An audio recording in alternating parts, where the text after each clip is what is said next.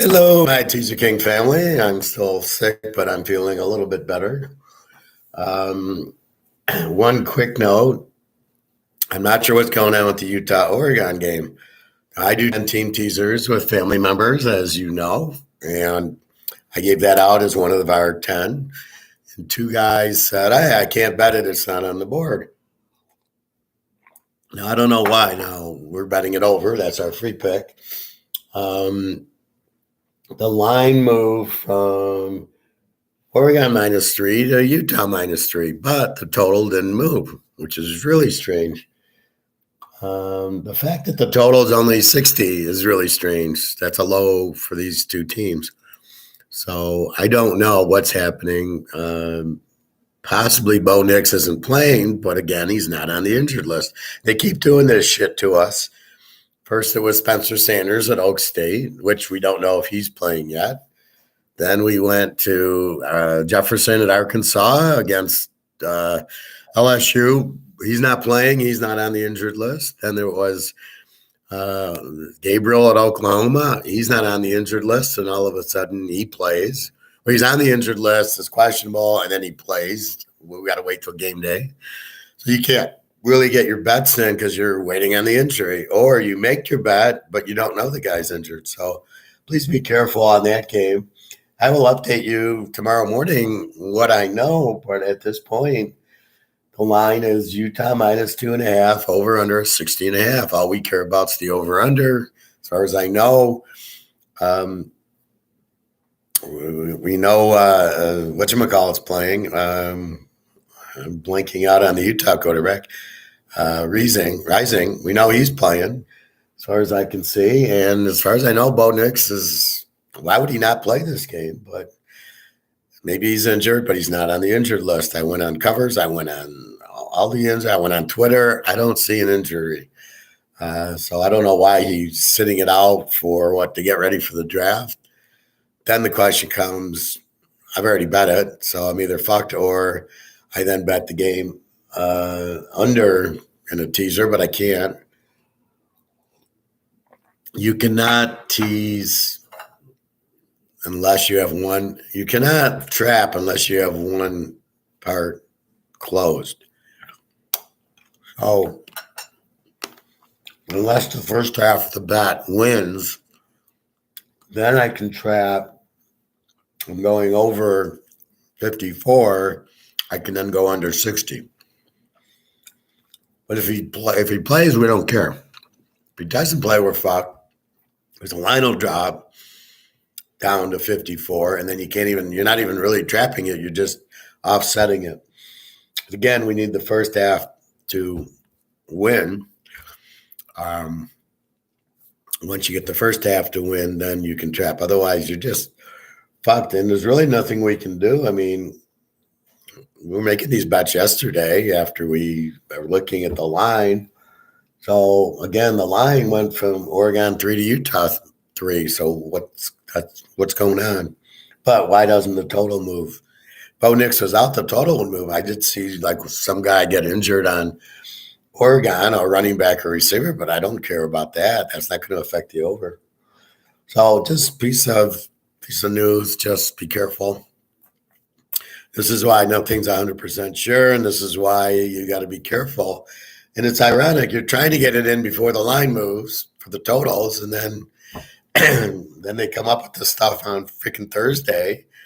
What do they wait until Thursday for? I'm not going to play, like Jefferson or like Rising 5 minutes before game time. He says, I'm not going to play. So there's not a lot you can do.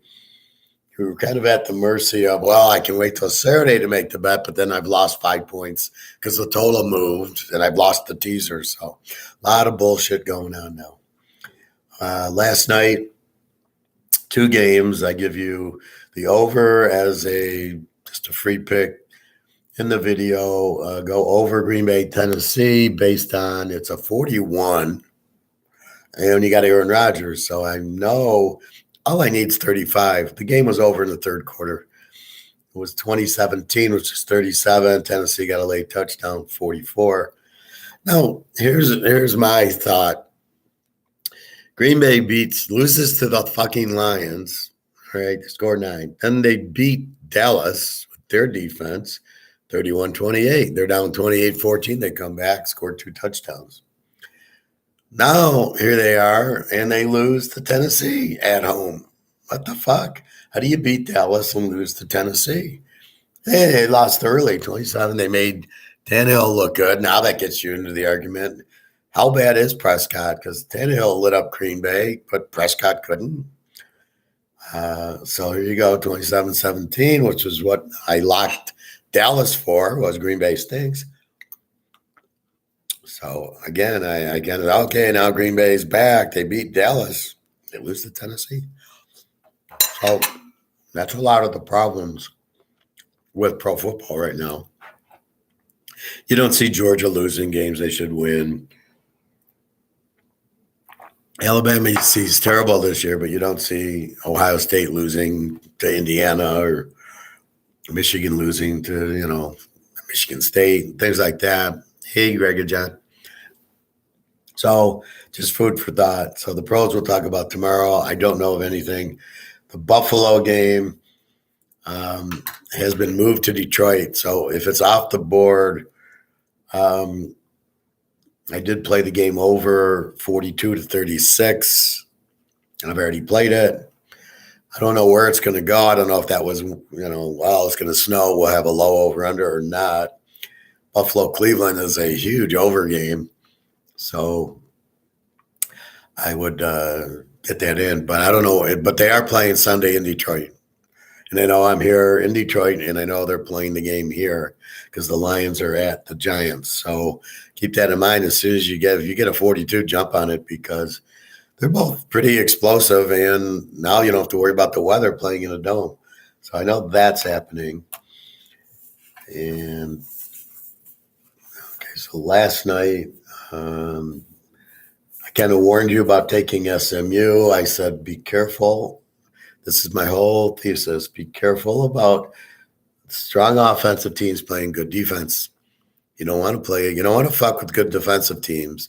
If you're an offensive team, you want to play weak offensive teams. So SMU, Houston, we go over, we lock it. They hit 150.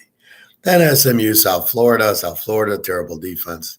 They light them up, win by 20. We're laying 11. Okay, so that's 2 good winners with SMU. But now they play Tulane. Now we understand Tulane is a very good defensive team. They're a B team. They got a good offense and a good defense. I don't want to fuck with SMU against a good defense. I don't play the game. I says, yeah, you're probably tempted to take SMU in 9, but I tried to warn you against that. The over does come in because Tulane scores 59 points and covers it by themselves. But I don't play the over because I don't know what I'm going to get from Tulane here. So that's the lesson learned. Be careful with offensive teams like a Marino, like a Dan Fouts, when they play the strong defensive teams, a.k.a. Lawrence Taylor. You bet the defense. That's why I say it. There's the proof. Now, if SMU was an A team with a good defense, we would have played the dog.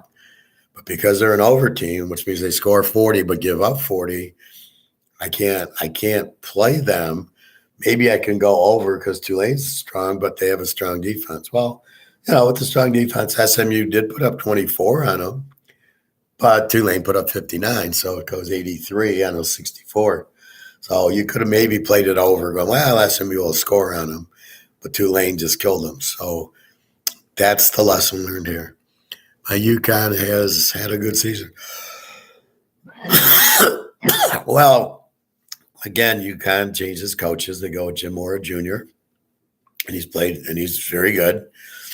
He was at UCLA. He was the Falcons, and so he's a good coach, which is the whole key. When you have a good coach, you can have a good team. When you don't have a good coach, your team usually sucks, and you can see that in the pros. None of these coaches are any good in the pros. AKA, you got a Green Bay with a lousy coach. He's a good offensive mind, maybe. And one of them he came from the Rams or the 49ers. Everybody's hiring these coaches because they know how to get the quarterback going. Well, fucking hire him as offensive coordinators or quarterback coaches. The moral of the story is you do not make a quarterback coach your head coach, right? Look at Arizona. They got a quarterback coach as their head coach. They don't do anything. 49ers, maybe. Miami, they got a quarterback coach. So this is the problem. They're very inconsistent. Anyway, so let's go through the line here of college.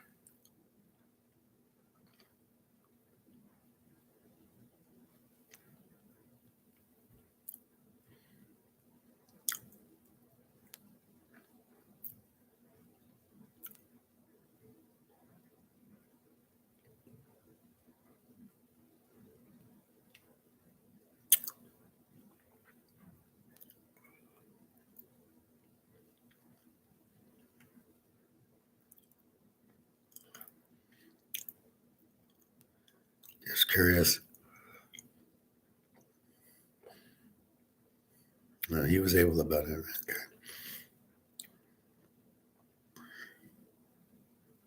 So what I have here are the tickets of the bets we're making. And he does have Utah, Oregon on it over 53, which is a joke. Okay.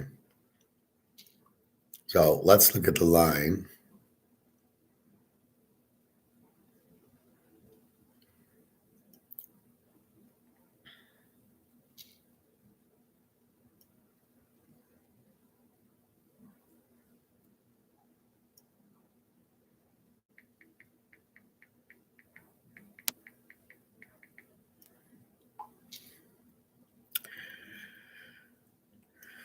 All right, so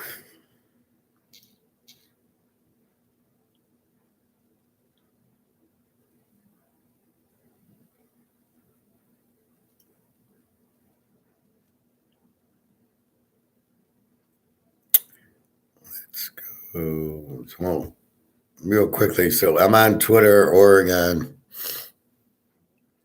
As it pops up. I'm on Oregon football, and I'm trying to see. Let's see if they say anything about it.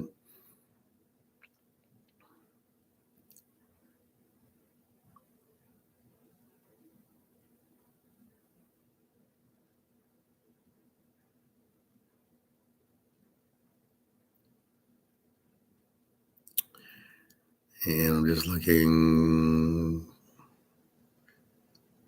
the official uniform.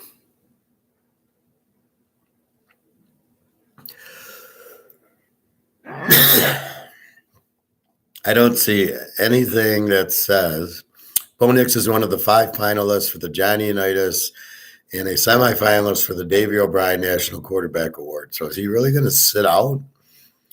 Nobody's mentioning an injury. So what the fuck's going on here? So I don't know what's going on. I don't know where else to go, but on Oregon's Twitter account, you would think they'd say, well, Bo Nix isn't out, but not seeing it. Okay, so let's go to the lines.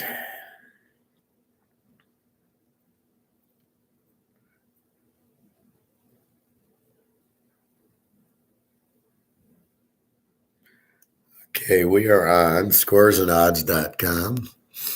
I will hit the refresh button. It's funny. You go onto a site, you think it automatically refreshed. I do that a lot with the scores. I'll check the scores and I'll go on and I think, oh, well, this should give me the newest score. And then you hit refresh and the scores update. And you're like, what the fuck? Why? When I come to the site, does it not automatically have refreshed? All right. So I'm going to hit refresh again because I don't trust it. So let's go through the lines real quickly. Tulsa, 13.5, 57.5. That's tonight. Tulsa was 12.5. So money's moving on Tulsa, probably against South Florida. And the over-under is down from 60 to 57.5. San Diego State, 14.5, 36.5. Jesus, this went from 40 down to 36.5. I do like the under because New Mexico doesn't score and has a great defense, and so does San Diego State. Now they're fucking around with me. I took these games in order, write them down, and then they switch them for TV, and then they switch them in here based on the time. So Navy UCF is the first game at 11 a.m., but it wasn't on the chart, so I got to hunt all around for it. So we got UCF 15 and a half down from 17 and a half, 52 and a half, which is what I had. So money going on Navy. Florida State 24 and a half, 51 and a half. Bear with me while I try to find where the fuck they moved it. All right, down from 23 and a half. Oh, no, up from 23 and a half to 24 and a half, and 51 and a half is where it was. So Lou Lafayette, they're an under team. Florida State's been playing well, killed Miami. I don't know. Pitt is 7.5, 49.5. This was 53. Goes down to 49.5 against Duke.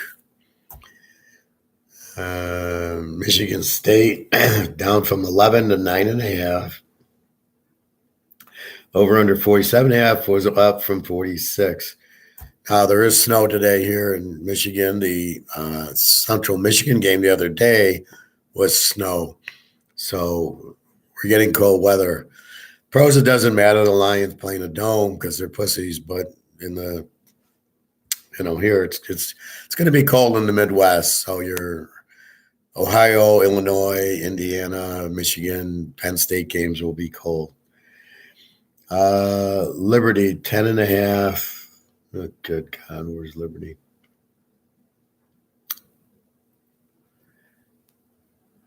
Okay, Liberty up from 9.5 to 10.5, 46.5. That hasn't moved. So a little bit of money on Liberty. Michigan 17.5, 40.5. That one really moved. That was 44 down to 40.5. I suspect it's something to do with the weather, maybe. Although that really cold weather doesn't really affect an over-under. Michigan 17. They're going to run the ball. This is a Navy game. This is Army-Navy. Michigan going to run. Illinois going to run. Not a lot of scoring here. Purdue 17.5,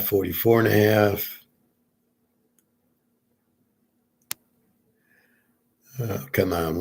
You got all the Big Ten there, but Purdue. Where the fuck's Purdue? Okay. Purdue 17.5, 44.5. Now that was down from 48. 48 down to 44. So you can understand the concept I have of betting the game early. Like I've already bet Michigan under at 44. Now it's down to 40. Now you understand why I do it. Now, does it really matter? If I got under 50 or under 46, is it really going to matter? Am I going to win the bet? Does the 4 points matter? Well, the 4 points is 4 points. I'd rather play under 50 than under 46. However, it's when you're getting nailed with these, Spencer Sanders 10 minutes before the game isn't playing. Well, then you get fucked. Like when Rising did it at Utah, even the announcer thought he was playing. So nobody knew, right? So everybody's fucked. What is that? That's just pure fix. So again, here comes Bo Nix. Is he playing? Maybe, maybe not. Well, we're still seeing a 60, so we assume he is. Sometimes, like they took the Georgia under. I had a Georgia under a few weeks ago, and the guy says I can't bet it, so I gave him another game. And there was nothing, Georgia still covered the under, so it doesn't mean anything. As far as I know, Rising's playing, and it's just a matter of Nix doesn't play, how good's their backup? But Utah can get there by themselves if we need it. Army 9.5, 43.5. Hey, this is frustrating. They moved, like every game is moved because of the stupid time. So the games that I had early are now later, and the later games are now early. Army 9.5, 43.5 hasn't moved. A&M 33.5, 47.5 went down from 49 against UMass. Now, normally you'd kill UMass, but A&M doesn't really. I don't know if the running back's playing, and then their defense is good, but UMass scored 30 points last game, so we'll have to see. Florida 14.5, 47.5, 57.5 against Vanderbilt. That hasn't moved. That stayed. Kind of like Florida in this game. TCU Baylor. TCU 2.5, 57.5. That went from 56 to 57.5. I'm happy to see that. I like the game over. And then it moves the right way. That's when I like when the line goes with me. When the line goes against me and it doesn't make sense, then you're fucked, right? Then what's the injury that I don't know? Here it's good because it went up. I like the over. That's, I'm fine with it. Wisconsin, and again, that's why I bet them early because I know where it's going to go normally. Wisconsin, 9.5, 39.5. Wow, this is down from 13.5. 40.5 went down. So this makes no sense. So your line moves down 4 points, but your over-under only moves down a point. I don't know. You can't really bet Nebraska anyway, but maybe now you bet Wisconsin laying 3.5. Nebraska's just horrible. UTSA 13.5 over Rice. 13.5, 60. Wow, this over went from 60 to 55.5. I like this game over at 60. Now it's 55.5. Now I only got to go to 49.5 with UTSA. I'll have to check what's going on with Rice. Well, the money went on UTSA. No, it stayed at 13.5. The only thing that moved was the total from 60 down to 55. If the quarterback was out, the line would have also moved. So it would have went from 13 to 16. It didn't. So I don't know again, they're playing games with the totals. So we can take advantage of that. Kansas State, West Virginia. I got 7.5, 54.5. Really stayed the same.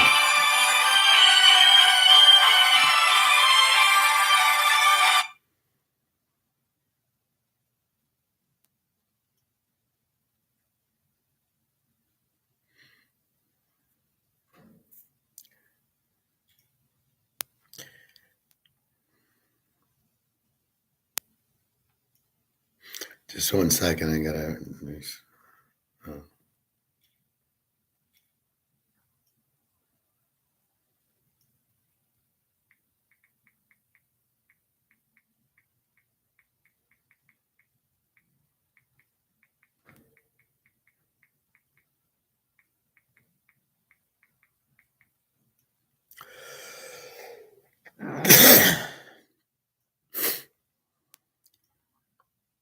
Sorry, I apologize. So K-State 7.5, 54.5. Okay. Houston, East Car. East Car 6.5, down to 5.5 from 6.5. And over under 68.5, up from 66. So this really moved. Now, this is like the SMU game. East Car is a good defense. East Car is the same as Tulane, basically. Decent offense, decent defense. Houston's the over team. We just saw what happened with South Florida with SMU. They got killed because their defense sucks, but the other defense could stop them. So you have the same scenario here where I liked Houston. I liked the game over at first because East Car can score, and I know Houston can score. 68.5. What the fuck? This is a high over, and it went higher, but then East Car went to 5.5. I don't know. Maybe you can play the game over. Houston, this probably be like SMU. Houston will get you 20. East Car will get you 40. You get 60. But again, be careful with it. You don't want to take Houston in 11 here against a good defense. And one of the things when you look at injuries is who's injured. Is it offense or defense that's injured? So if I'm looking to bet an over game, well, look at the Utah-Oregon game. I'm looking to bet that over, right? And if I see defensive injuries, I love it. Oh, okay, good. There's either we're going to light it up. If I see the quarterback and the running backs injured, I don't like it over, and I'll stop and I won't play it. So that's really where the injury list will help you on your overs and unders. And the big reason we bet overs and unders. So on Utah, Oregon, I don't know who's going to win. I know it'll be a great game and it'll be a high scoring one. So the best play is over if Bo Nix plays. Now, if he's out, we can jump on Utah. But again, it's still tough. It's at Oregon. Now, Oregon played Washington last week, so maybe he got hurt in the game. Like Rising, they're trying to say got hurt against SC, but in the last play of the game, he jumped in for the 2-point to win. So you really question, wait a minute, he jumped in for the 2-pointer, had no problem. What the fuck? He doesn't look too bad. So again, maybe he got hurt in the Washington game. I don't know. 43, 42 or something like that, or 37, 34. So you just keep that in mind. So when you see the line changes, it's information you need to understand. James Madison, 9.5, 52.5 against Georgia State. James Madison's been a team, good defense, but the quarterback's been out. I think he played last week or so. 9.5, 52.5, 54 down to 52.5. And I think it was 9.5. So that didn't move. A little bit on the under. Again, they're just fucking around. Georgia State, we know, is explosive. But again, we're running into a good defense in James Madison. It kind of neutralizes it. But at 52, I think that's really low for a Georgia State team that, it's a good defense. They're not going to shut them out. They'll probably hold them. But like yesterday, SMU did get 24. Where you got is Tulane put up 59. So if you have a good offense, they're going to wreck the bad defense of the SMU and the Houston and Georgia State here. Just be careful. Washington State, Arizona. We have Washington State 3.5 and 62.5 down from 64, which I like because I like the game under because it's Washington State. So it's good that it's there. Or people are listening to my show and it's going to Vegas, which I always think's happening anyway. Oregon State, Arizona State, 7.5. Oregon State's 54.5. Another one that's went down based on my show, right? I like that game under. Old Dominion, App State, 15.5, 50.5 from 14.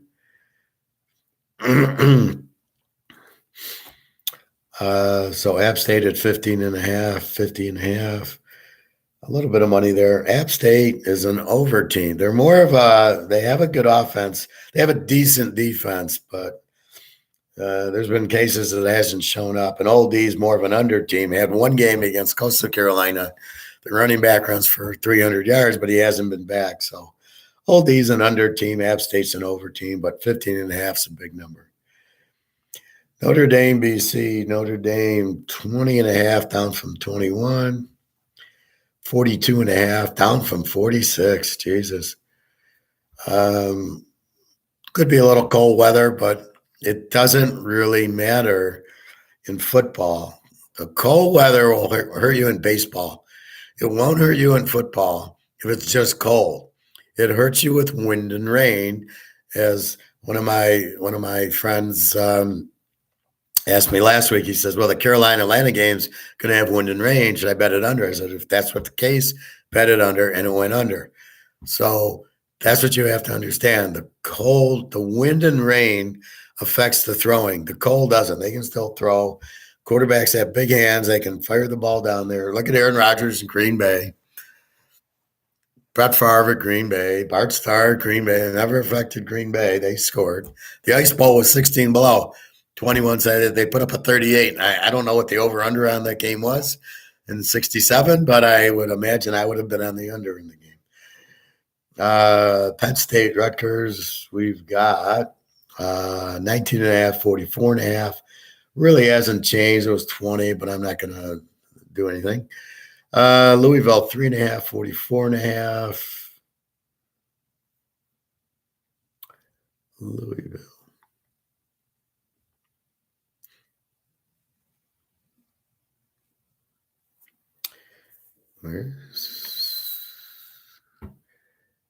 Where do they move it to? Freaking third page? Louisville. Hey, killing me with moving all this shit around. Louisville's at home. Where the fuck are they?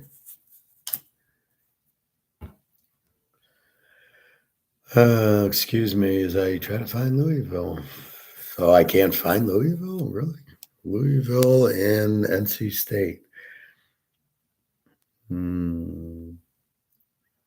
Should be one of my unders that I liked.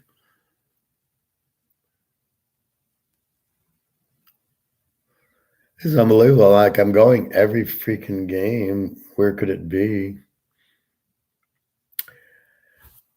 And I know I've seen it and put it on here, so I know it's there. Here it is. It's on page 3 for some reason. The game went from a night game, I guess, to a 3:30 game. So Louisville minus 3.5 from 4.5 and 44.5 down from 47. I like the game under.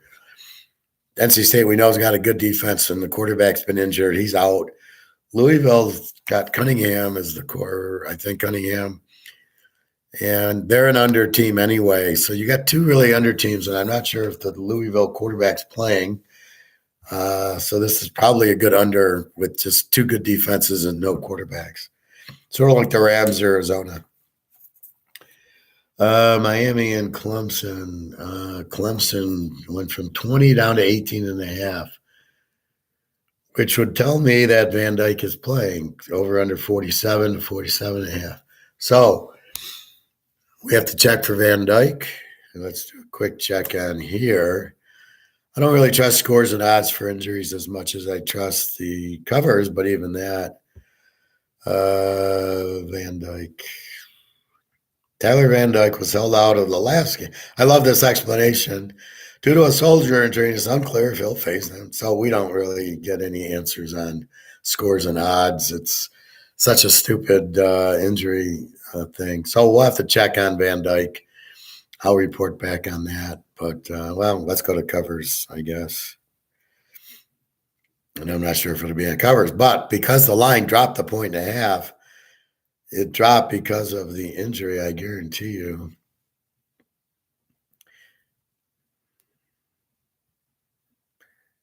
All right, Mr. Van Dyke.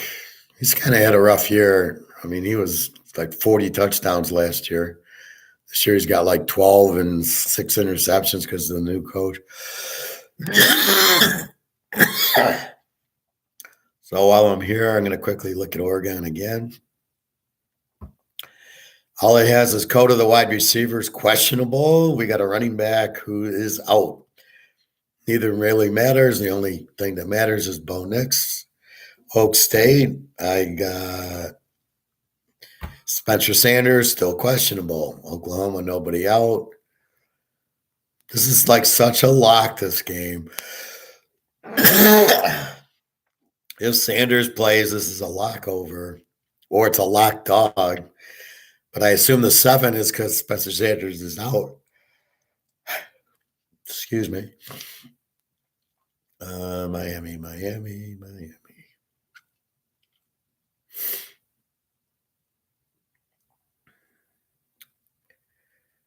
Tyler Van Dyke, questionable with a shoulder based on Monday. So we have no idea. We do notice the line dropped. Is that dropping because of Van Dyke? Possibly. Hard to say. Maybe it's dropping because Clemson's using Ugalabloogly instead of the good quarterback. All right, so where are we? All right, Ohio State, Maryland. Ohio State 27.5 was 28, no big deal. Over under 63.5 from 64. Could be a weather thing. It's cold. Well, the game's in Maryland. I don't know if it's as cold there.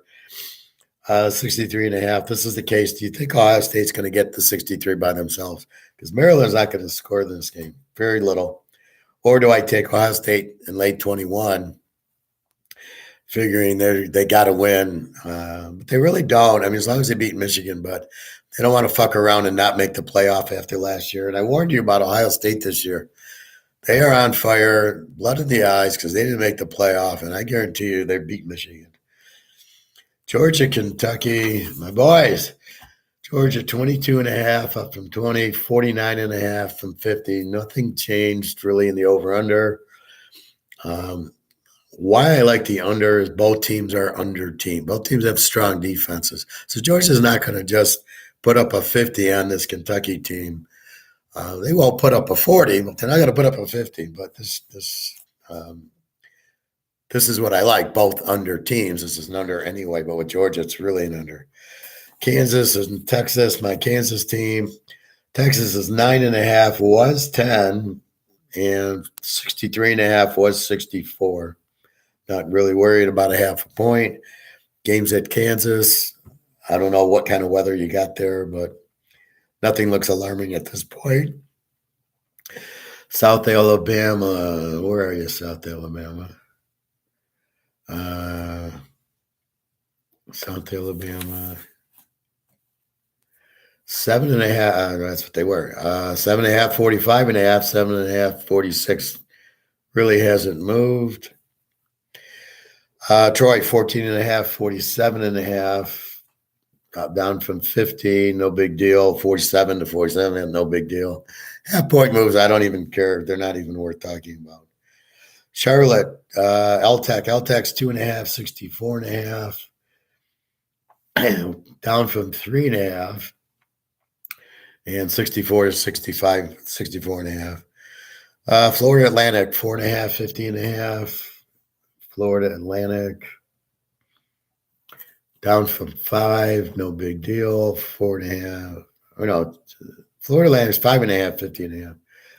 Up from 5. And then 53 is down to 50.5. So I kind of like the game over, and the fact Middle Tennessee's an over. Florida Atlantic can be explosive once in a while. You never know with them. Cincinnati Temple, Cincinnati 16.5, 50.5, down from 18 and 54. What's going on here? So it's almost like a Cincy, did they lose a player? 16.5. So it took a big drop and it went from 54 to 50. So we have to check the injuries there, which I'll check, and we're done with this. Auburn, Western Kentucky.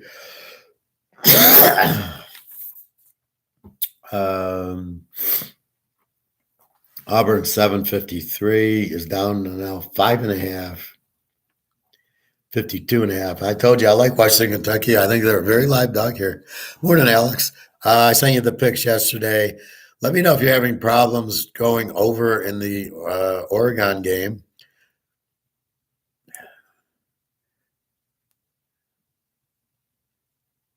A couple of minor injuries to UConn, receivers and stuff.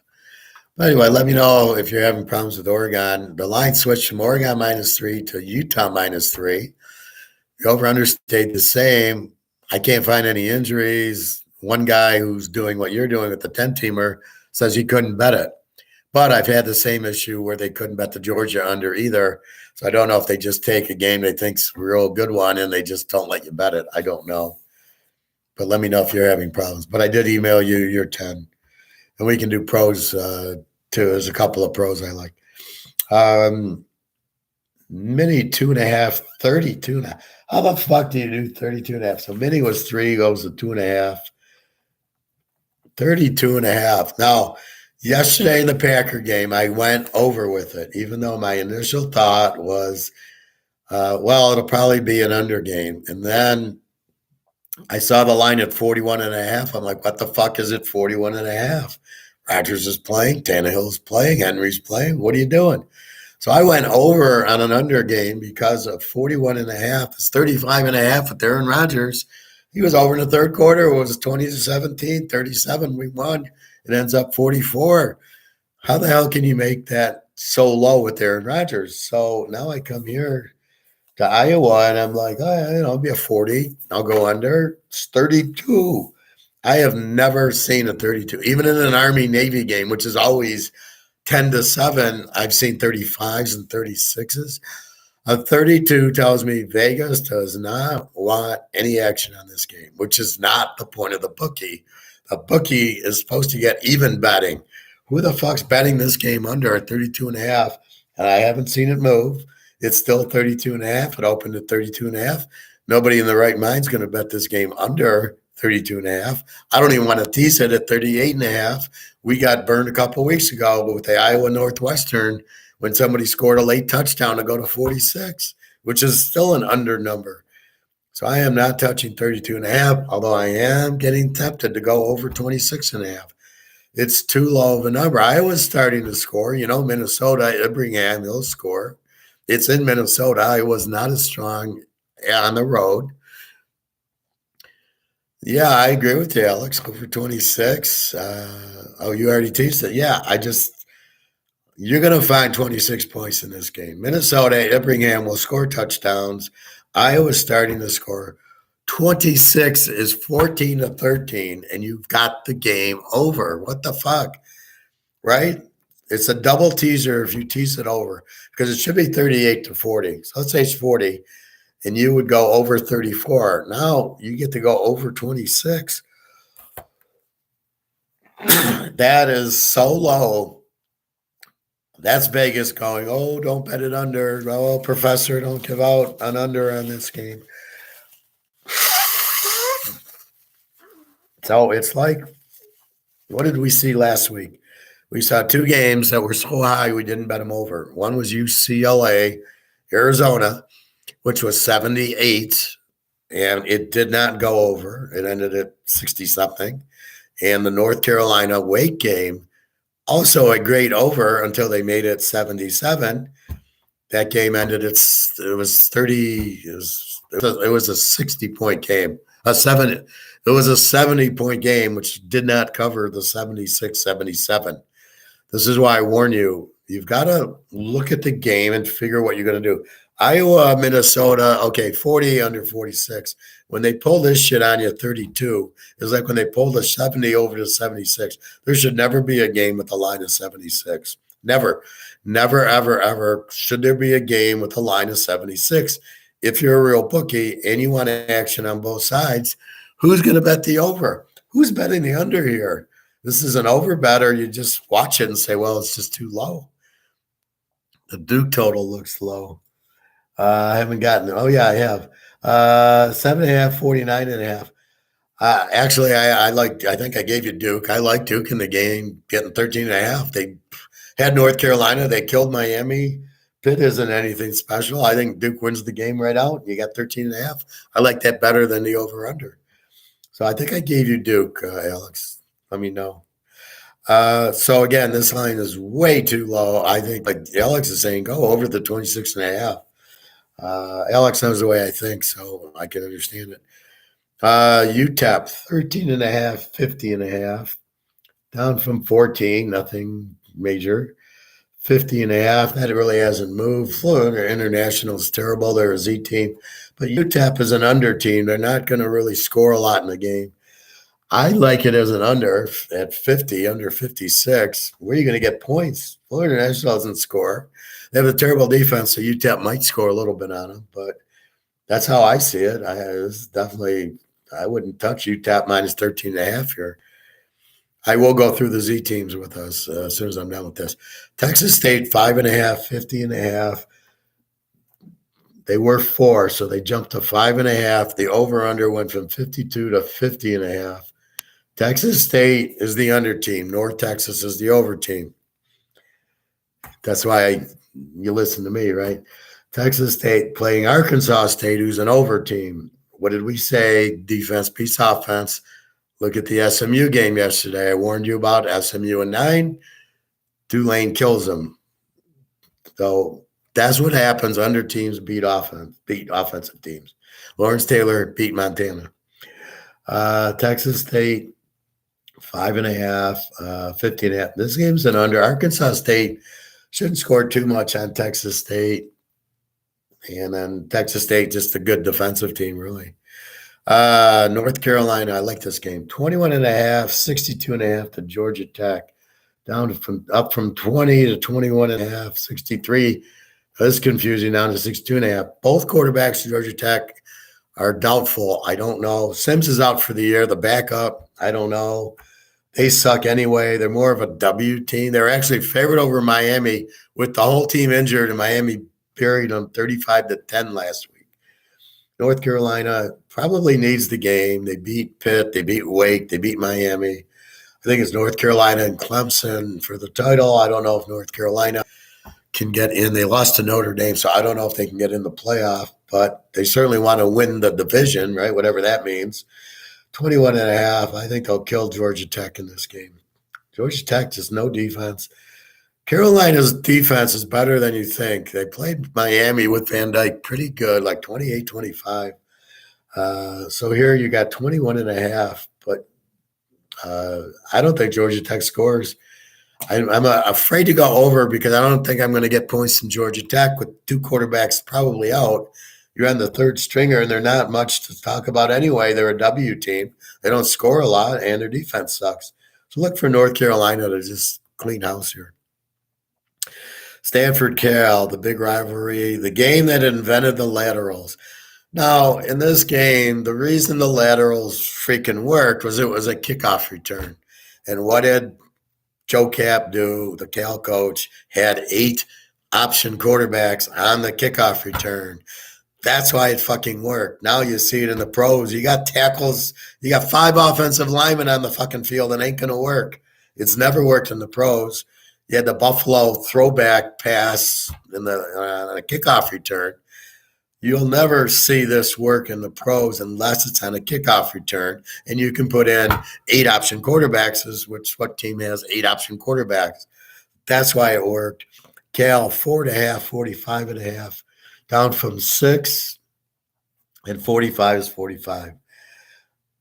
This is normally tease the dog rivalry game. That's how I look. Cal is not strong. Weak offense, weak defense. Stanford stinks. 4 running backs out. Kind of a weak defense. Maybe you play Stanford 10.5, but if you trust them, otherwise, Cal's an under team mostly. It's 45. I can say maybe under 51. Maybe it's a closer game, and Joe Cap's not there to coach, so maybe you play at that if you're really diehard, and you gotta play a Stanford Cal game. Marshall, Georgia Southern, our Georgia Southern that we love. Marshall 3.5, 53.5, really hasn't moved. You gotta like the game under. Marshall went to Notre Dame and beat them like 26-22 or something like that. Marshall just shuts you down. They play good defense. Their quarterback isn't very good. Georgia Southern's going to struggle here against the strong defense. You just got to go with the defense. Marshall's been beating good offensive teams like this. I think they crushed App State or Coastal Carolina, one of those teams that we love. They just shut them down. So I don't look for – this is not a game I like Georgia Southern in the over, right? So, again, lesson learned. Don't fuck with the good defensive teams when you got the explosive offense. SMU, Houston, Georgia Southern this week, Georgia State. They're all fucked because they're playing good defenses, so you can't take them. Iowa State, Texas Tech. Same thing I've been talking about. Iowa State is 3.5, 47.5. The total hasn't changed, which I like. Obviously, I like the game under. I lock Iowa State under every week. Oklahoma, Texas, Kansas, da-da-da-da-da. It wins, da-da-da-da-da. Texas Tech looked good against Kansas, who has no defense, who we locked over and won last week. And here we go with Iowa State. I'm playing the game under. It's 47. See, this is the difference. This is 47. This is the same as Iowa, right? 47.5, you go under 53.5. I mean, Jesus Christ, but that's the problem. Iowa's 32, but yet this game's 47. Georgia, Kentucky is the same game as Iowa, Minnesota, but it's 50. It's a fucking 50, and Iowa, Minnesota is 32. So it's all risk and reward, right? Return on investment. Do I take a bigger risk? What's my reward? Well, you don't get any reward taking Iowa, Minnesota under 32 versus Georgia or versus Iowa State game. You got a better chance of winning those games because the number's higher than you do the Iowa, Minnesota game. You don't get a reward. There's no reward for doing it, right? The reward is the same. You bet 120 to win 100. So there's no reward. I mean, Alex have it maybe in a 10-teamer, so we win more, but there's no reward by taking Iowa versus Iowa State or Georgia. There's no reward at all. And the Georgia game's more under and under 200 teams versus Iowa State under Texas Tech and over. But we've seen Texas Tech against good defensive teams. They don't show up, specifically Kansas State. And Kansas State's like Iowa State. Tennessee, South Carolina. Tennessee, 21.5. Up from 21 and 65.5, 65. Tennessee's going to win by 50, I think. Let's go with 61-10 Tennessee in this game. You got it. It's out. Do I have a timer? It's at the 51-minute mark. I don't know what time it is. So at the 51-minute mark, flag it. It's going to be 61-10 Tennessee. Tennessee's in a unique position. They have one loss, but they beat Alabama.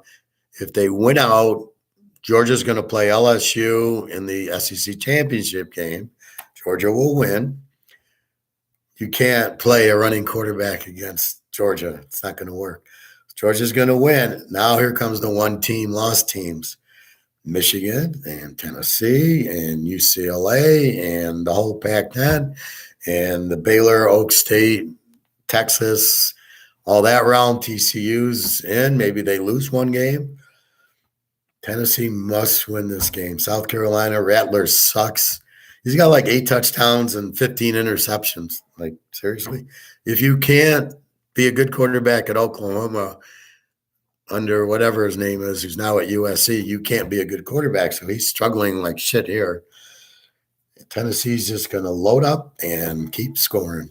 And their Jerry Rice receivers questionable. I don't care. They've been lighting it up without him. Hooker wants the Heisman Trophy.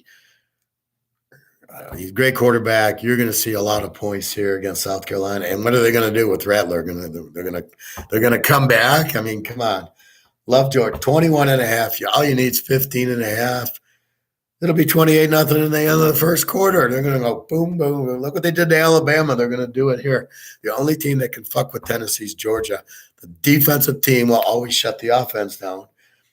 South Carolina is not a defensive team. They give up 26-27. They're not Georgia. They're not Alabama. They're probably more like Alabama, giving up the 50 points. Tennessee gets a minimum of 50, and there's no way South Carolina stays close. The line's nice and low at 21-15. I am not looking at the over in this game. I'm looking at Tennessee needing it and blowing away. Now, one thing that's kind of pissing me off, one of my pet peeves is I'll listen to the radio when I'm going to swimming or the market or something, and the Detroit guys, oh, well, maybe the Lions, who suck. We all know they're the worst team in sports. Oh, well, maybe they'll go after the number 1 pick. They'll get Bryce Young, Alabama. And I'm like, have you not seen Hooker? Have you not seen Rising? Have you not seen Van Dyke? Have you not seen Hardman? Have you not seen Duggan at TCU? The SMU quarterback, Mordecai, is pretty fucking good. Rising, Thompson Robinson, the guy from USC, who I don't think is going to be in the draft. He's too young. And you want Bryce Young? Why? They've lost 2 games, should have lost 4 games. What the fuck are you saying in Bryce Young? Except for the fact he's going to Alabama, that makes you think he's better than any of those guys. So I'm sitting there listening to this idiot, and some guy calls up, how about Thompson Robinson at UCLA? Well, he's inconsistent. Inconsistent. Have you been watching UCLA? Name one inconsistent game UCLA had. The fact they lost to Arizona wasn't Thompson Robinson's fault. And they gave the ball to Chardonnay. He got 183 yards in the game. They lost because of a defense, maybe a turnover or something. They did not lose because of Thompson Robinson. Keep in mind, he did beat Washington. He did beat Utah. He's going to beat USC. What the fuck are you talking? Okay, lost to Oregon. Okay, yeah, okay, at Oregon. Um, did they play? Oh yeah, that was a close game. So really, he's bad. Is he really bad? Oh, okay. Or he's a good college quarterback, but he won't be a good pro. Oh, but all the Alabama quarterbacks are good in college and suck in the pros. What the fuck are you talking about? Look at Jones at New England. Zappy's a lot better. Tagliavua sucked this year. He's got Hill and he's got an offensive coach, so he's actually playing well. I'll give him credit. And then Jalen Hurts, come on. Philly loses. Well, I don't know. Not sold on him. Anyway, that's what you got. I take Caleb Williams. Well, that's a pretty much like the problem I have with him is it's an Oklahoma system thing, right? I would take Thompson Robinson or got myself saying I would take Rising over any of them. Rising's the best, and then there's Hooker at Tennessee. Again, I know their coach is an offensive guru who's lit it up everywhere, but I would still why is Hooker not better than Bryce Young? Tell me why. I'm beginning to think Stenson Bennett I would take. The guy win. All he does is win. But let's leave him out of it. But you're telling me Rising and Hooker and Hartman and Thompson Robinson and your guys in the Big 12, Duggan, Spencer Sanders. I don't think you have anybody at Texas. Mordecai doesn't. You tell me Hart and Van Dyke are not. You're not going to win with those guys? Are you fucking kidding me?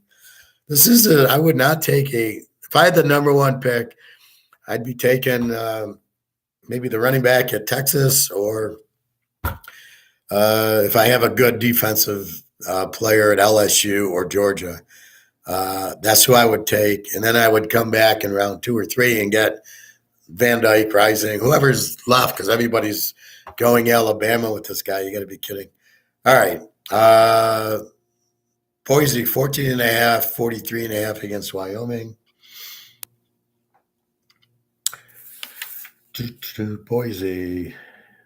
Boise lit it up last week against Nevada.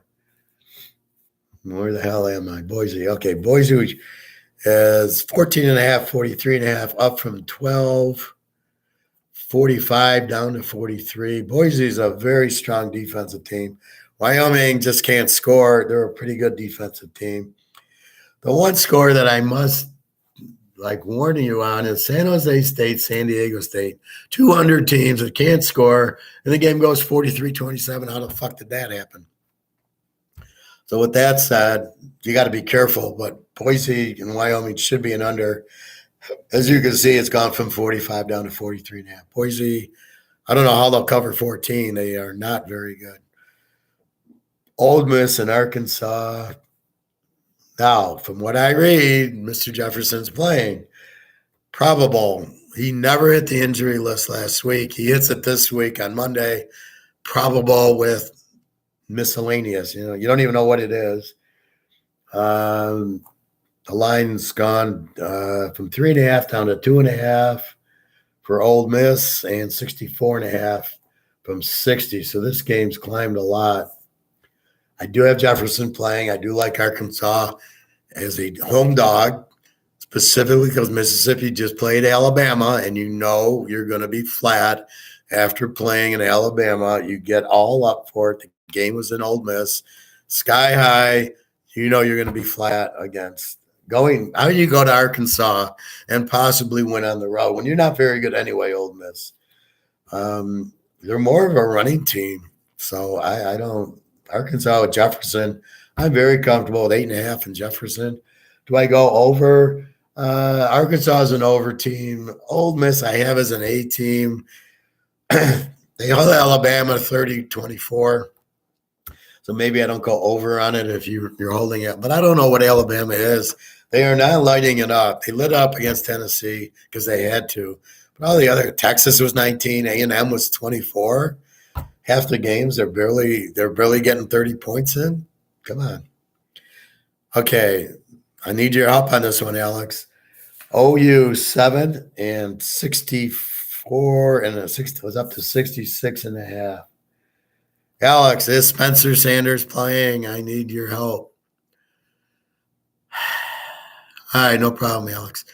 So what we need is Spencer Sanders is listed as questionable. Is Spencer Sanders? He's the Oak State quarterback. He's great. I don't know. Okay, well, that's your project. You got to tell us. Tell us by tomorrow morning if he's playing, because I'm going to lock the game over if he does. If he doesn't, then I might take Oklahoma -1. So now that the line went to 66.5, it leads me to believe he's playing. Why the line didn't move from 7, I don't know, but Oak State wins the game with Sanders straight up. It also is a lock over if he plays. Oklahoma has no defense and an offense. Oak State, this is over teams with over defenses, with good quarterbacks. This is an 80 if Sanders plays, and for sure they'll cover the 13. But we got to find out. All you can do is watch the line. Now it did jump to 64 to 66, but today's Friday. The game is at 7:30 at night Eastern time. So we will know by noonish. I would think when I go over the lines tomorrow morning, we will know if he's playing or not based on this line moving. It started at 5.5, 67.5. It's 7.5, 66.5. We will know very soon, I would think, depending on which way it goes. Missouri, 29.5, 46.5. Hello, Missouri. Where are you?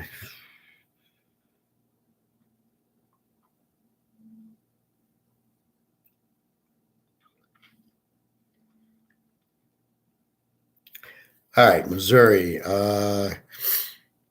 went from 27 to 29.5, 46, and I went down from 48 to 46.5. So money has gone on Missouri. New Mexico State's a Z team. This is where I like the Missouri. And now they're an under team, but I still think they scored 22 on Georgia, so that's like scoring 50 on New Mexico State. They should shut them out. Very strong defense. Over, under. So let's say the game's 40-0. I mean, maybe 40-7. So what do you do with it? Maybe do you go under? It's kind of a low under here, but Missouri is an under team, and New Mexico State shouldn't score, but has a weak defense. So it's all Missouri here. Look for them to kill them. So I wouldn't fuck with the over under here. Syracuse and Wake. Wake 9.5 down from 10. Over under 55.5 to 56.5. Wake, we know Hartman's playing. Syracuse has an injured quarterback, but I think he's playing. I like Wake here, laying 3.5. If the Syracuse quarterback's out, they have a lot of injuries on defense. As I spoke about looking at the teams, you have to look at the injuries, and a lot of Syracuse defense is injured, which bodes well for Hartman, right? They're at home, laying 9.5. Is this the last Wake Forest home game for the year, and thus the last Hartman game? Will he light them up with all these injuries? I think so. So Syracuse is an under team. Normally I would be careful, like Wake against NC State and Wake against Clemson. Now he lit up Clemson. NC State kind of held him in check. Louisville, he had all these turnovers. But Syracuse, which is normally a good under team, has all these injuries. So they're not the same under team with the injuries that they were without the injuries. So I like Wake and 3.5 to cover. Hi, Nick. Yeah, I did a bunch yesterday, a bunch of shows. I didn't know where I was. I'm not hearing. I asked Alex to check on Sanders for us. He lives in Houston, so he'll let us. The line hasn't moved. Not Sanders, but Bo Nix. The line hasn't moved. It's Utah 2.5, but it's 60.5. It really hasn't moved. There's no injury news on Nix. I can't imagine him not playing. On Twitter, he's playing. So I don't know. Sometimes these guys get scared and they hear something and they take the game off. But I have another guy I do 10-teamers with, and he got the bet in. So as far as I know, I would think he's playing. Now, why the line moved from Utah -3, from Oregon -3 to Utah -3, I don't know, but we'll take a look. USC, UCLA, USC 2.5, 76.5. Fuck the line. All right, so the line went from 3 to 2.5, and the over went from 75 to 76.5. I have an LOL next to it.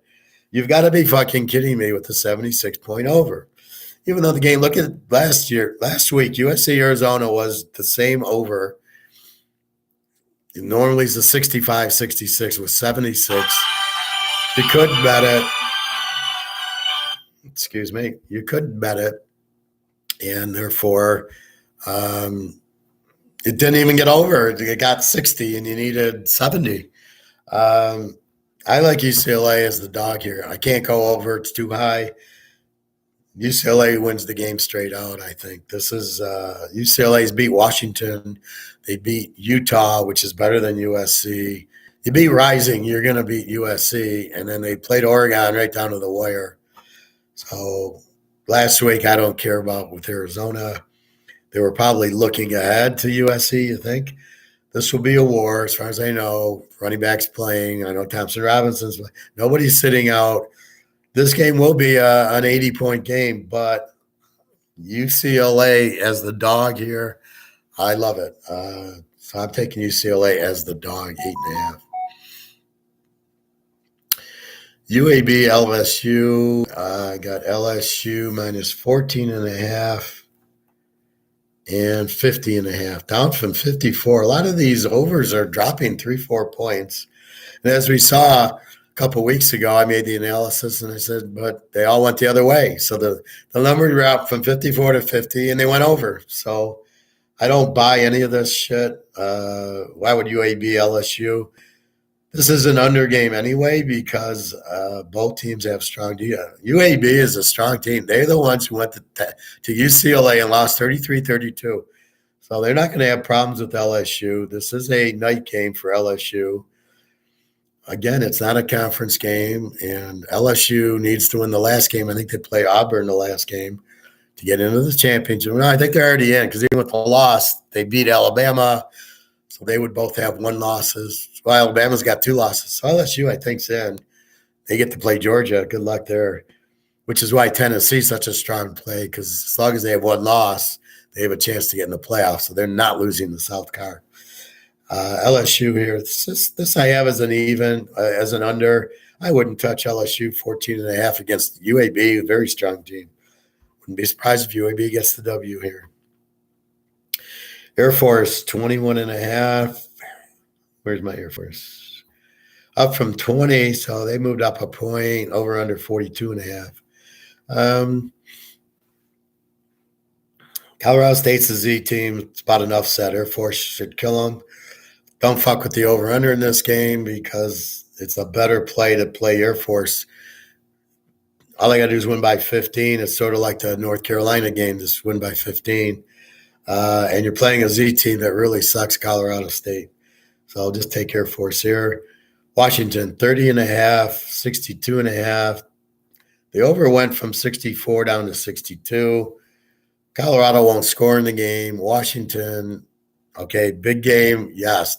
Will they be flat after beating Oregon? Normally I would say yes, not here. I think they need the game to win the Pac-10 North and play, I guess it'll be Utah or US. Utah beat USC. So I'm not really sure how that works. But Utah's got 2 losses. They lost to UCLA. I don't know if they lost another game in conference or not. But anyway, Washington needs the game to make the Big Ten, the Pac-10 playoff, I guess. And they're playing the worst team in the league, Colorado, the Z team. They're laying 30. What do? They score 50 a game. The over-under 62, but I'm not going to touch it because I don't have the offense of Colorado. I've got the weak defense that I'm looking for in a over team, which is why I'm taking you away from don't play SMU, don't play Houston, don't fuck with the offensive teams against good defenses. But hey.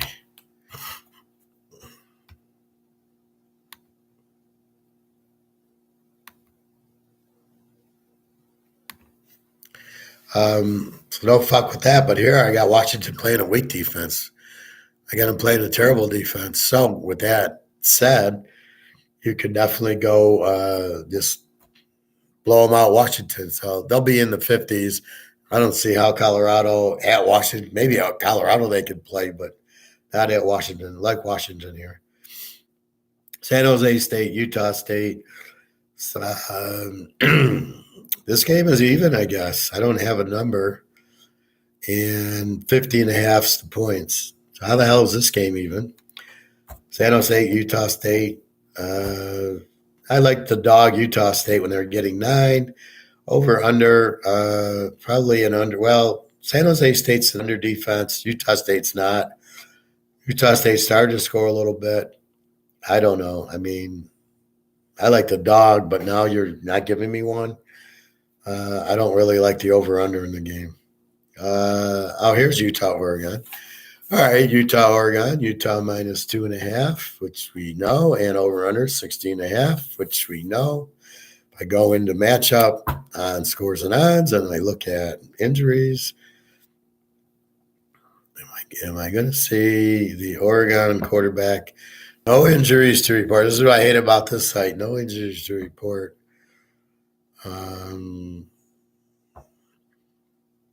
So, again, we have no idea. Again, from what I'm seeing, I don't know why the line moved, but the total didn't. And if the quarterback's out, the total is going to move because you don't have the quarterback. So unless you've made the line, factoring in Bo Nix wasn't going to play, which could be possible. I thought the line should have been a little higher. But again, love the over. This is the free pick. Go over in this game as far as I know. Unless somebody here, Bo Nix is out, which we don't know. We're not seeing it. We're not seeing any injuries. I'm not seeing it on Twitter. This is definitely a strong overplay. And last but, I got 2 more. Fresno State, 22.5, 53.5. Hasn't really moved against Nevada. I like Fresno State. Hayner's back. Boise killed Nevada last week. Nevada's terrible. Nevada's a Z team. No defense. Fresno State's pretty good defense, but with Hayner, it's a whole different story. They'll put up 50. You're only laying, again, 22 is a joke. Let's take Fresno State. Lay the 16. They'll have that in the first quarter. And UNLV Hawaii. Now, UNLV, I believe, has their quarterback back. They played Fresno State very tough last week, which could only have done with Brumfeld, the quarterback. They were an over team early in the year until the quarterback got hurt. He's back. They're back to an over team against weak Hawaii. Over of 60. Will Hawaii score for you? I like Vegas and -4 with Brumfeld back. So take UNLV minus the 4. So that's your lines. We can quickly look at the injuries.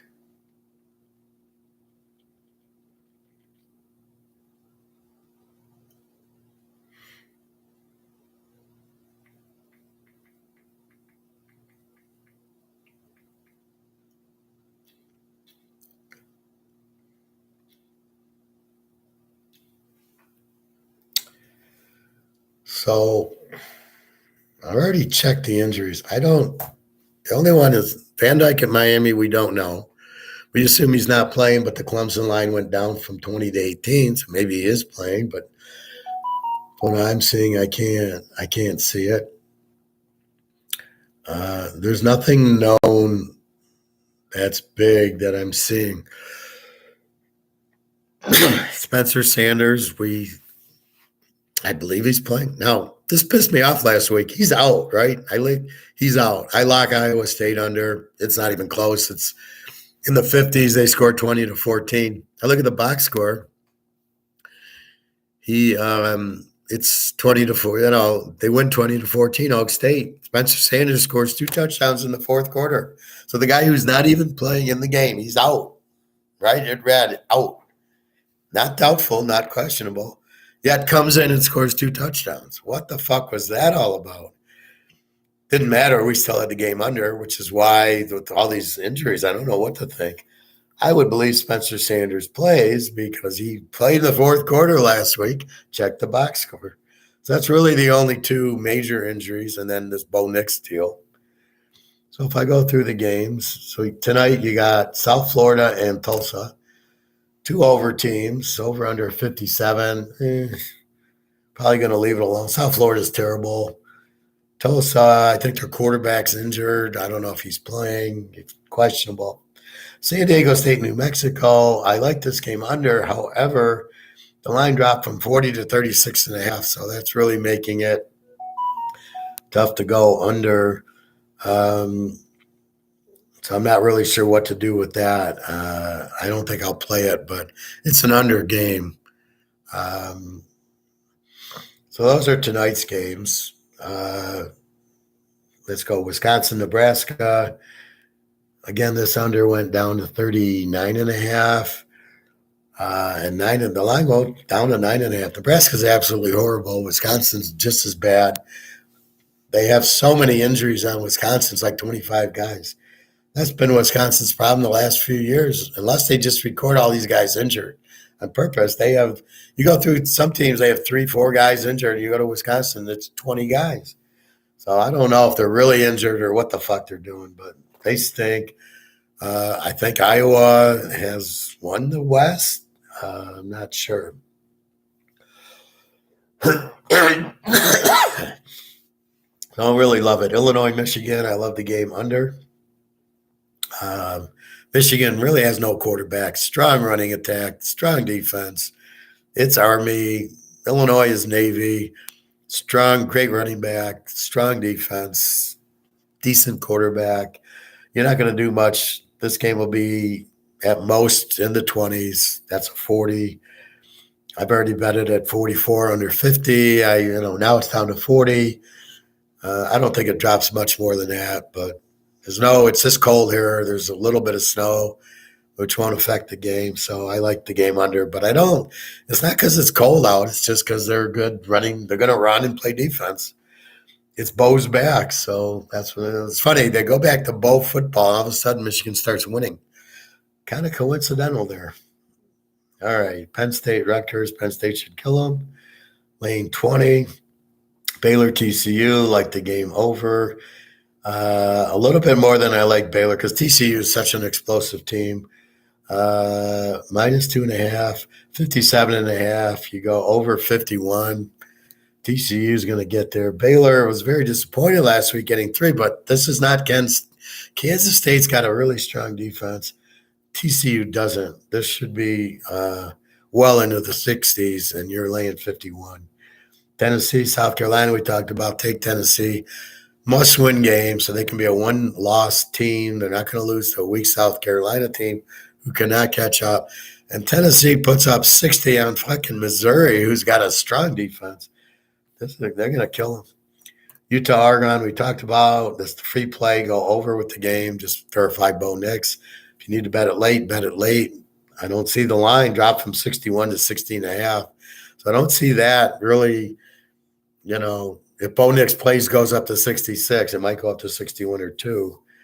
But I did see the switch from Oregon -3 to Utah -3. Last time it did that was the Kansas game against Oak State when he didn't play.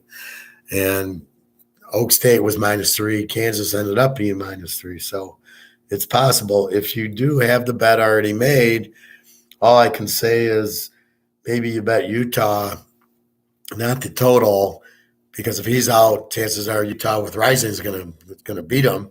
You still might win your teaser, but maybe if he's out, then Utah should win, or you maybe tease Utah +3.5 and put it with Tennessee or the UCLA or a number of games I got. I've got 1, 2, 3, 4, 5, 6, 7 locks this week. And one, do I have a pro lock? Did I lock it? No, I didn't lock it yet, but I got a few strong pro games. So we hope Bo Nix plays and we'll win that lock. Michigan State 9.5, 47 against Indiana. It's a tough game. Indiana's really weak. Michigan State's not great. They got into that fight with Michigan. They suspended 8 or 9 defensive players, and they're playing better now. there's a lot of trouble at Michigan State. They swear they're hoping for injuries in the Michigan game, break his leg, break his arm. What the fuck kind of play is that? Terrible coach at Michigan State. But what do you do with it? I don't know if they're at Penn State next week. So is this the last home game of the year? But I like Michigan State here, probably laying 3. They beat Illinois. Let's give them some credit. Iowa, Minnesota, it's an under, but it's 32, so it's not it's like the USC 676 game. It's an over, but not there. This is an under, but not at 32. I think it's an over 26. I think it's the only way to play this game. Or you could, I suppose, you could take Iowa at 8.5. They're just, they're better at home. Minnesota's a very strong team. I mean, this is 2 really good defenses, and that's why the under is 32. But normally I could say, well, take Iowa at 8.5. He's the dog. But I think Minnesota at home is a little bit better. So I think the only way you can play it's over. Ohio State, Maryland. Again, it's a quandary because if Ohio State it doesn't matter if they beat Michigan, they're in the playoff. Well, and then they got to beat, I guess, Iowa and the Big Ten championship game, which will be no problem. They've already killed them earlier, I think. Or no, that was Michigan who killed them. Oh, no, Ohio State killed them too. So Ohio State, they should kill Maryland. Maryland's terrible. Tagliavua won't. You'll throw 5 interceptions in this game. So Ohio State will be looking at Michigan, but wanting to get this one.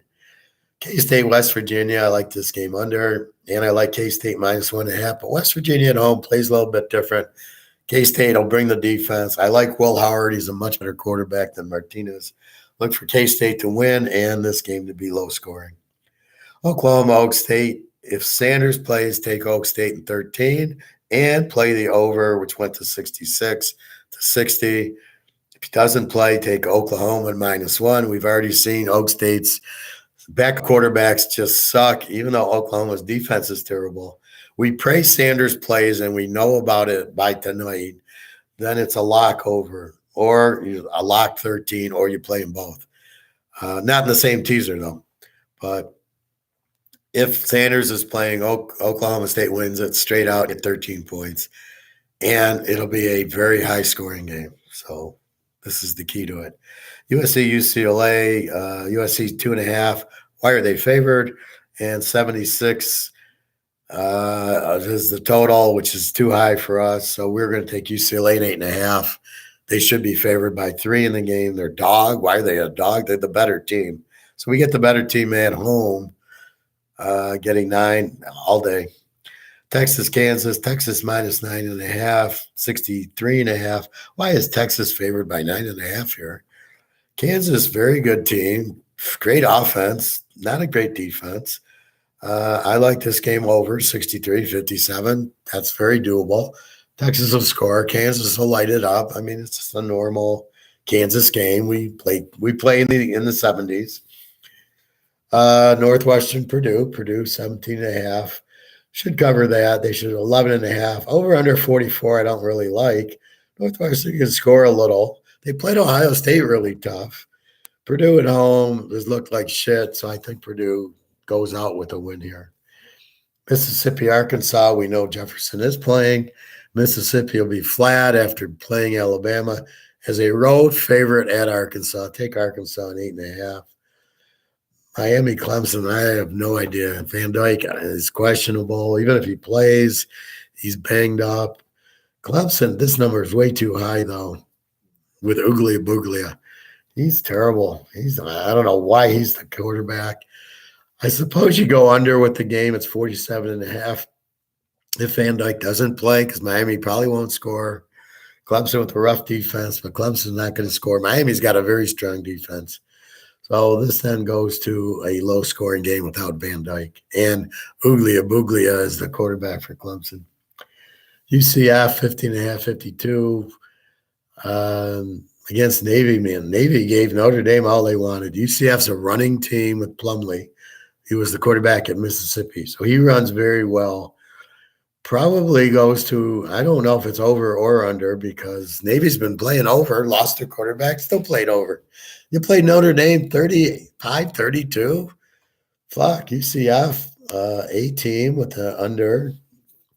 Navy's an under team, so I don't know. But the way Navy's been scoring, the way UCF Plumlee runs the ball, 452. I think either way, over or under. Probably over 46. If they play Notre Dame like that, I got to ignore the stats and go with what I'm seeing. Iowa State, 3.5, 47.5 against Texas Tech. This is under. It's Iowa State. Houston, East Car, 5.5, 68.5. This is over. Houston will score 30, even though East Car's got a good defense. It's not Georgia. East Car will light up Houston. I think this will be a 40-35 game. This will be in the 70s or 62 now.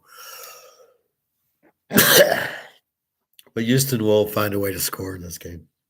Cincinnati, Temple. I'm confused with Temple. They've been an under team all of a sudden the last 2 weeks. They scored 50 on South Florida and 35 on Houston. But this is Cincinnati, very good defensive team. Cincinnati needs the game to win their conference. See, this is the week you're also looking at teams that need it for their conference, right? That's why USC's favored, because they need it for the conference. They won't get it because UCLA is the better team. But that's what they do. So here I probably like the game under with Cincinnati. They play a strong defense. And Temple has a good defensive team. Now they've got a good offense, but again, that's against South Florida and Houston. Let's see them do that against Cincinnati. Army, Connecticut, Army 9.5, 43. Seems awfully low. Connecticut's been scoring. They're not a Z team this year because they got the Jim Mora Jr., good coach. Army is always well coached. They've been a little off, but they've been getting buried by Wake Forest, UTSA, Coastal Carolina. All the stud quarterbacks are beating up Army. Connecticut does not have a stud quarterback. I think this is maybe an under. I don't know. This is 43. UConn's an under team, basically. They don't score a lot and they're playing good defense. They're running the ball. UConn is a really good running back. And Army, we know, can run and run and run and run. So I think this is under. VTech, Liberty 10.5, 46.5. I don't know. Liberty beat BYU and they beat Arkansas. I like Liberty here, laying 4.5. You beat Arkansas, and I think Jefferson played. They just killed them. They probably injured him. That's probably where he got hurt. I like Liberty at home here. A&M and UMass. UMass, the Z team. I can't lay 27 against the Z team with an offense like A&M, and their running back's probably out. He's the star of the show, and the quarterback sucks. So, they'll probably get 40-3 or something like that, just because A&M. Everybody scores on UMass, but it's a big number here. Pitt, Duke. Why is Pitt 7.5? Over under 49. I like the game over, and I certainly like Duke even more. Duke played Miami well, played North Carolina well, beat a couple other teams. They've been very good this year. Very good quarterback. I like Duke in 13. I think they win the game straight out. Florida, Vandy. Florida 14.5, 57. I like Florida for the same reason. I think they killed Vanderbilt. Vanderbilt looked good against Hawaii. Then they played Florida. They played Georgia and Alabama and got shut out 55-0 or something like that. So, but I think one was 58, another one was 50. So we saw the real Vandy against good teams. Florida has been scoring. They put up 40-something on A&M. Look for Florida to kill Vandy here. Florida State, Lou Lafayette. Florida State looks great. They're an A team, and Lou Lafayette's an under team, although they did put an impressive win up last week. You're laying 24 with Florida State in a non-conference, so they don't really need it. It doesn't help them for the conference championship, but I don't see them losing. I don't know if it's their last game. So that's the key. Is it their last game? They play more emotional because then this is the last game for the seniors at home and all that bullshit. Surprised how none of the players are resting for the pros. Why are they playing? Why would anybody play in this game? They might get injured. I'm teasing about the bowl games. So you don't play in the bowl game when you should to show off your ability and get drafted higher, but you play in a Louisiana Lafayette fucking game. Like you could get hurt in that game the same as you could get hurt in the bowl game. So it's really it's really insane what the fuck's going on. Anyway, I think Florida State handles them pretty good, but it could be a low scoring game. UTSA Rice, UTSA 13.5. We love Frank Harris.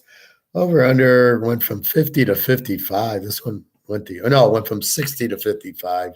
I like the over in this game down to 49.5. That's a freaking joke. UTSA will light them up. Rice has no defense, but Rice can score a little bit. But McMahon, their quarterback, turns it over a lot. He's like 13 touchdowns, 13 picks. But they do score 30 points a game. So look for this over 49.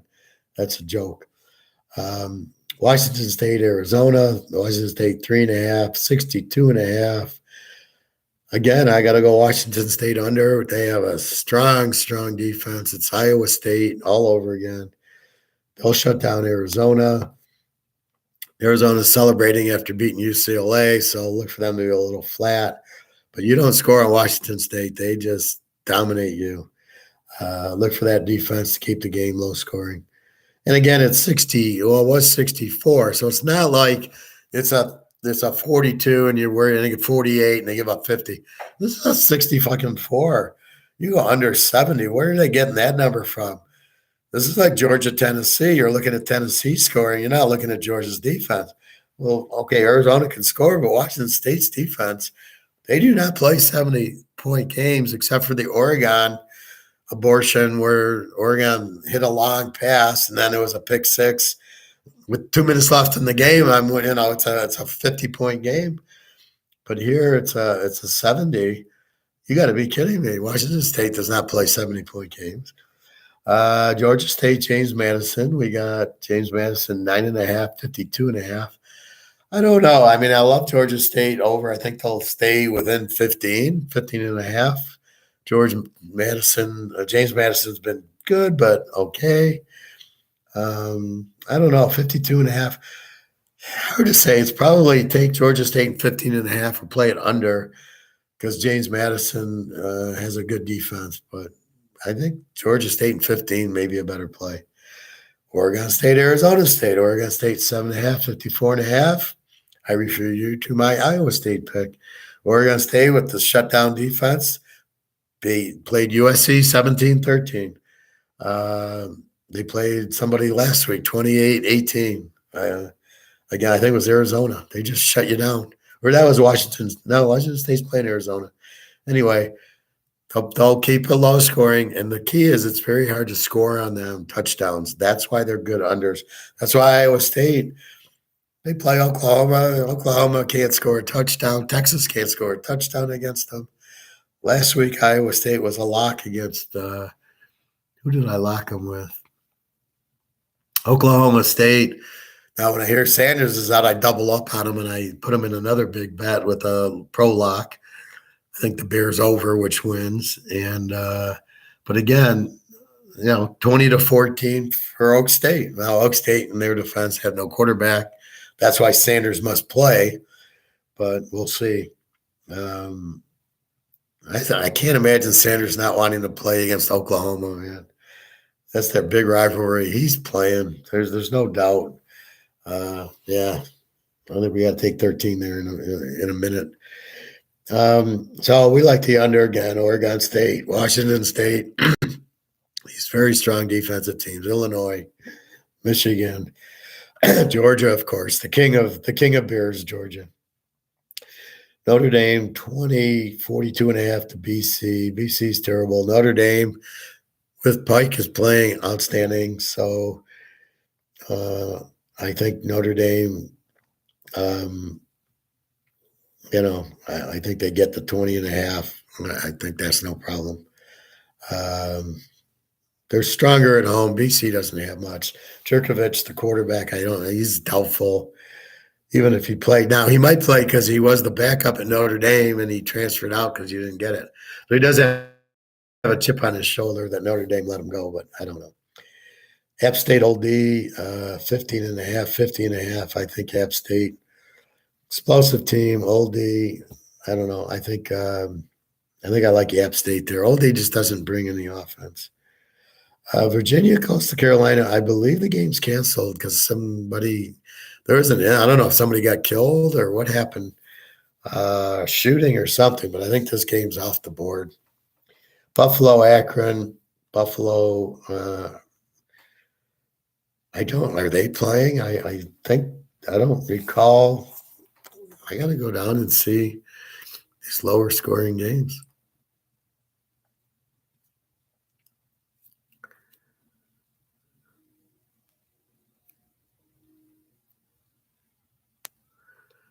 No, I got Coastal Carolina, Virginia canceled. Charlotte, Florida Atlantic canceled. Why the fuck would they be canceled? That might not be playing each other.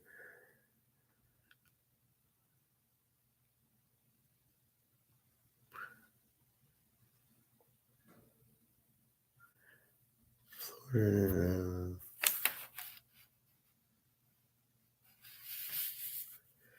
I don't know. Do we have Old E twice? I don't know. Buffalo's postponed. I guess there's going to be a big snowstorm. That's why the Bills are playing in Detroit Sunday. This game is now 13 and a half, Buffalo 44 and a half, down from 54, but I guess that's weather related. So this is right now postponed. So ignore Buffalo, ignore Virginia. Okay. I wonder what the fuck was going on.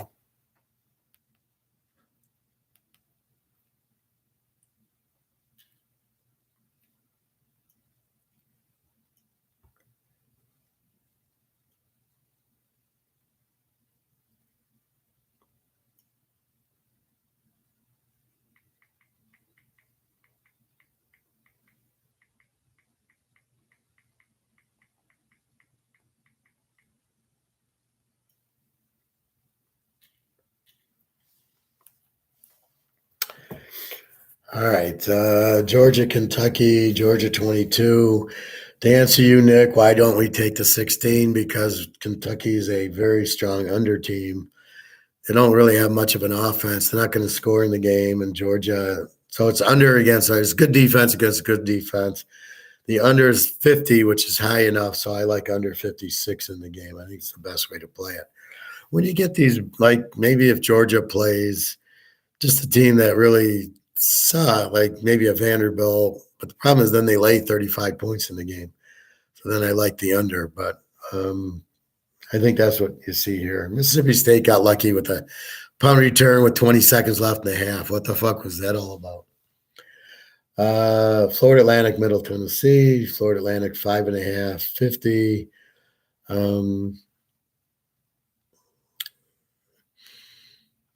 I think it's an over game at 50. Florida Atlantic's got a good quarterback, Perry, although sometimes he's not good, and then Middle Tennessee can score. So you got two pretty good offenses going at each other. So 50, 44 seems very low. LTech, Charlotte, LTech 2.5, 64. LTech, strong over team. Charlotte, as long as Reynolds plays, strong over team. Over under 64. I like the game over. This is a typical good offense, no defense. Should go over. South Alabama, 7.5 against Southern Miss. Am I repeating games? South Alabama. Southern Miss. Didn't I have South Alabama? I don't know.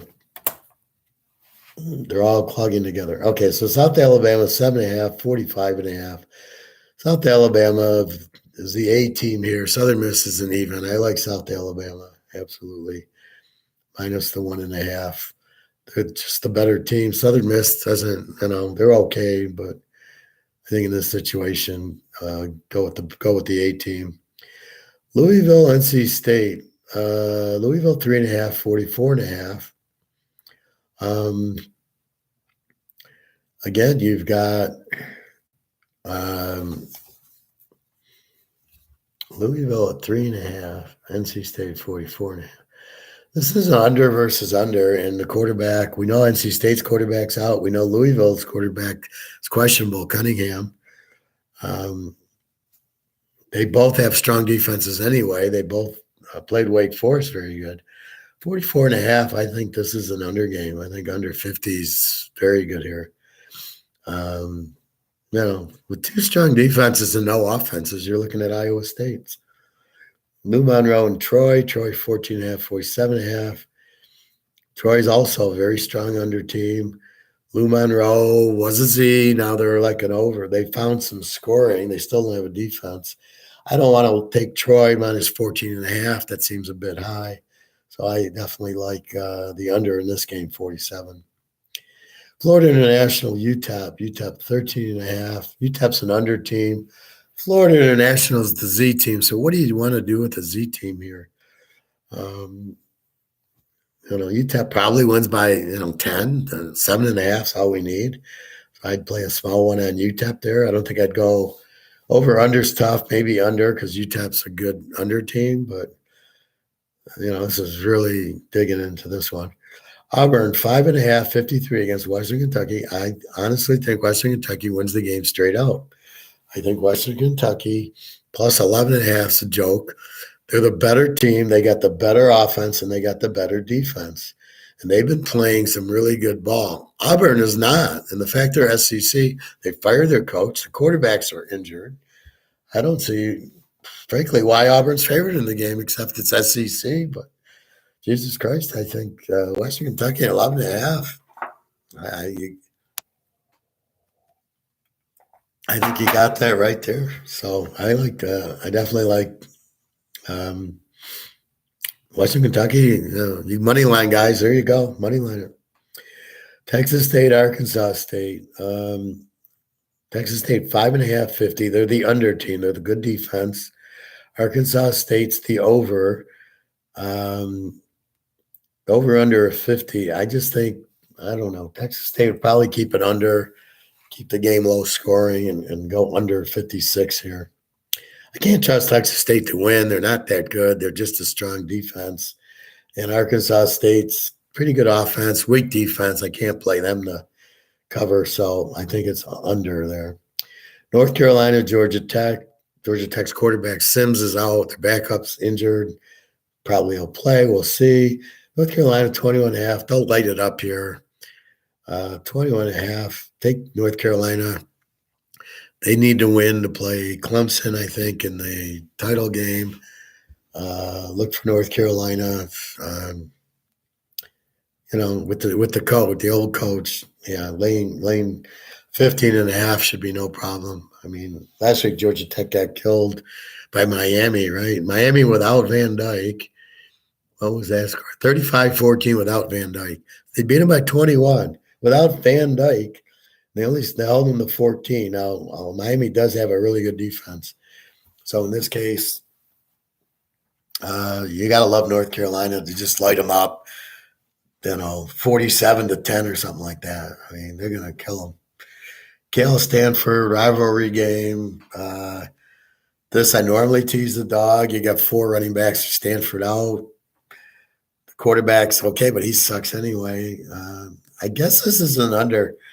Cal's kind of an under team. They want to run the ball. Stanford, they're just terrible. They're a W. So you're not going to get a lot of points. Cal's not going to take advantage of the weak Stanford defense. It's a rivalry game. So look for a lot of fourth down bullshit. So, again, I think I like it under. Georgia Southern, Marshall 3.5, 54. Georgia Southern under.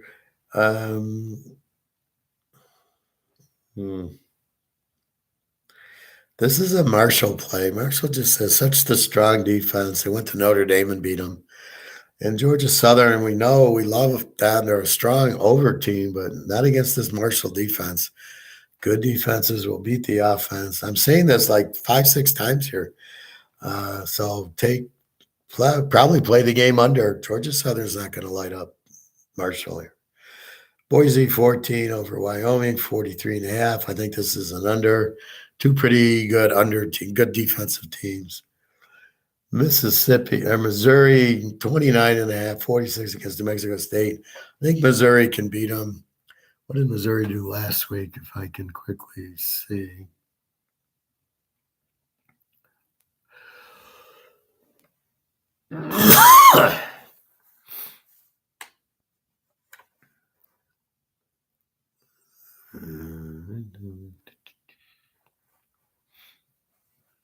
I don't know. I can't find them quick enough.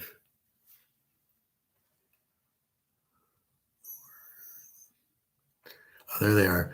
Oh, yeah. Okay. They got to play Tennessee 66-24. So they did score 24 on Tennessee. Look for Missouri, who was embarrassed, to be pretty pissed off here. And they're playing New Mexico State. So there's somebody they can take it out on. So I like Missouri here. Lane 23. That's not a big number against New Mexico State. Wake and Syracuse, Hartman, Schrader. I don't know if he's playing. He's questionable. He's been out the last few games. The Syracuse quarterback. They're laying 9.5. Probably Hartman's last home game. I like Wake here. A lot of injuries on the defense to Syracuse. This is going to make it better for Van Dyke. So let's look at Van Dyke, or let's look at Hartman to roll here. LSU, UAB, LSU 14.5, over under 50.5. I like the game under because UAB is a very strong A team, as is LSU, who is an A team because their quarterback runs. UAB played UCLA. That was Southern Alabama. UAB played very well, played a few good games. I think we go under with the game, 50.5 to 56. But UAB is a strong team. They're better at home, but I don't know LSU how up they are to play a non-conference game. Air Force, Colorado State. Air Force 21.5. This is against the Z team. I like Air Force laying 15.5 here. They should kill them. I don't know if it's a rivalry game. I think the rivalry games are Army and Navy, not necessarily Colorado State, but they both are in Colorado. But I like Colorado State's just so bad. I think you lay the 15. Washington, Colorado. Washington 30, 62. Washington. Colorado's terrible. They're the Z team. Washington, we know they score 50 points every freaking game. They showed a lot of heart beating Oregon last week. They might be a little flat, but they're at home. It's probably the last home game for Washington. They get Washington State next week. So look for Washington to kill Colorado. They want to win the Pac-10 North, and beating Oregon, they pretty much have it. So if they beat Colorado, then they got Washington State. So we'll have to see. But I think Washington kills them because they just score 50 points. Colorado can't keep up. So I would be surprised if Colorado got 10 points in the game. Even though Washington's defense is pretty bad, they'll still Washington will come to play in this one. San Jose State 350.5 against Utah State.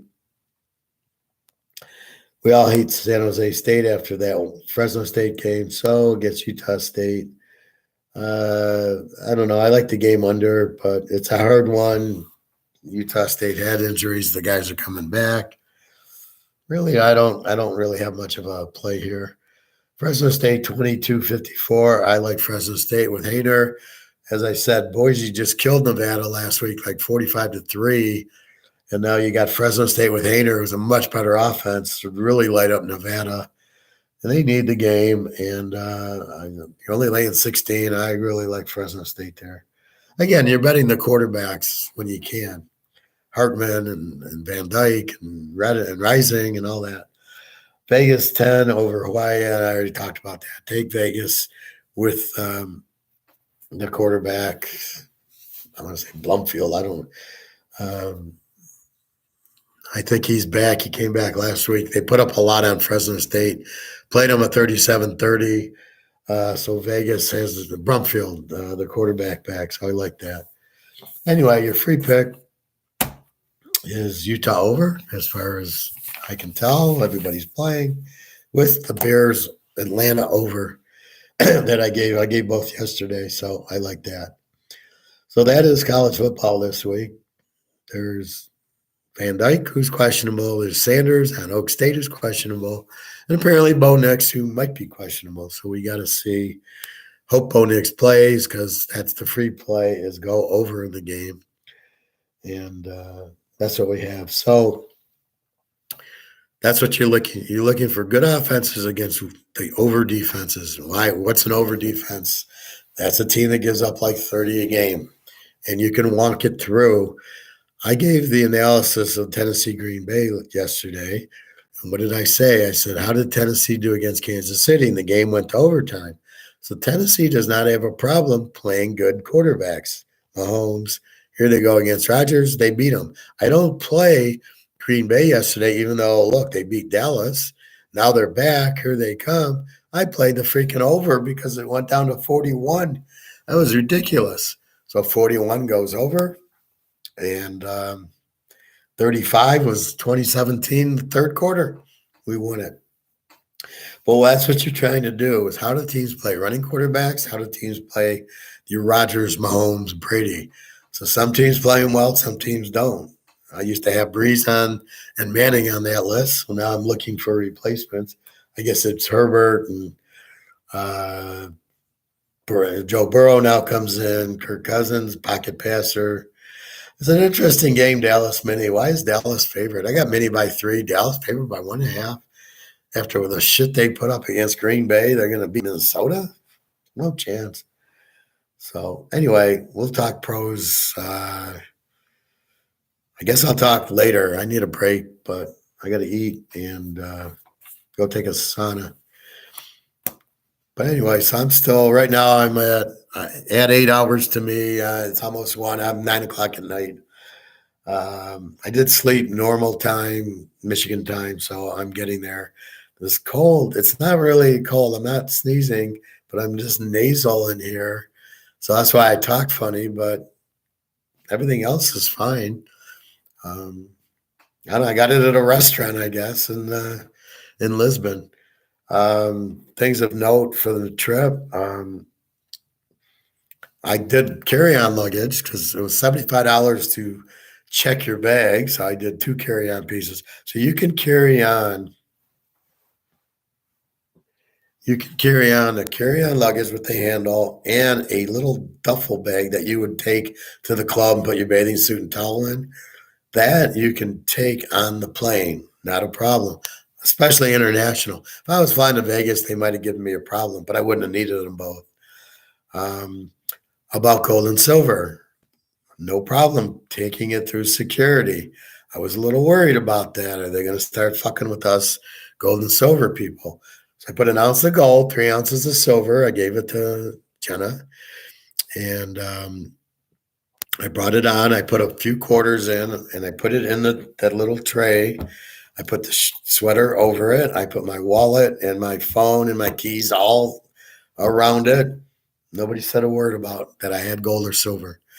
So, and when the shit hits the fan, beginning of January, so I now have a date. I don't need to blow my nose. I don't need to sneeze, but my nose is dripping into my mouth.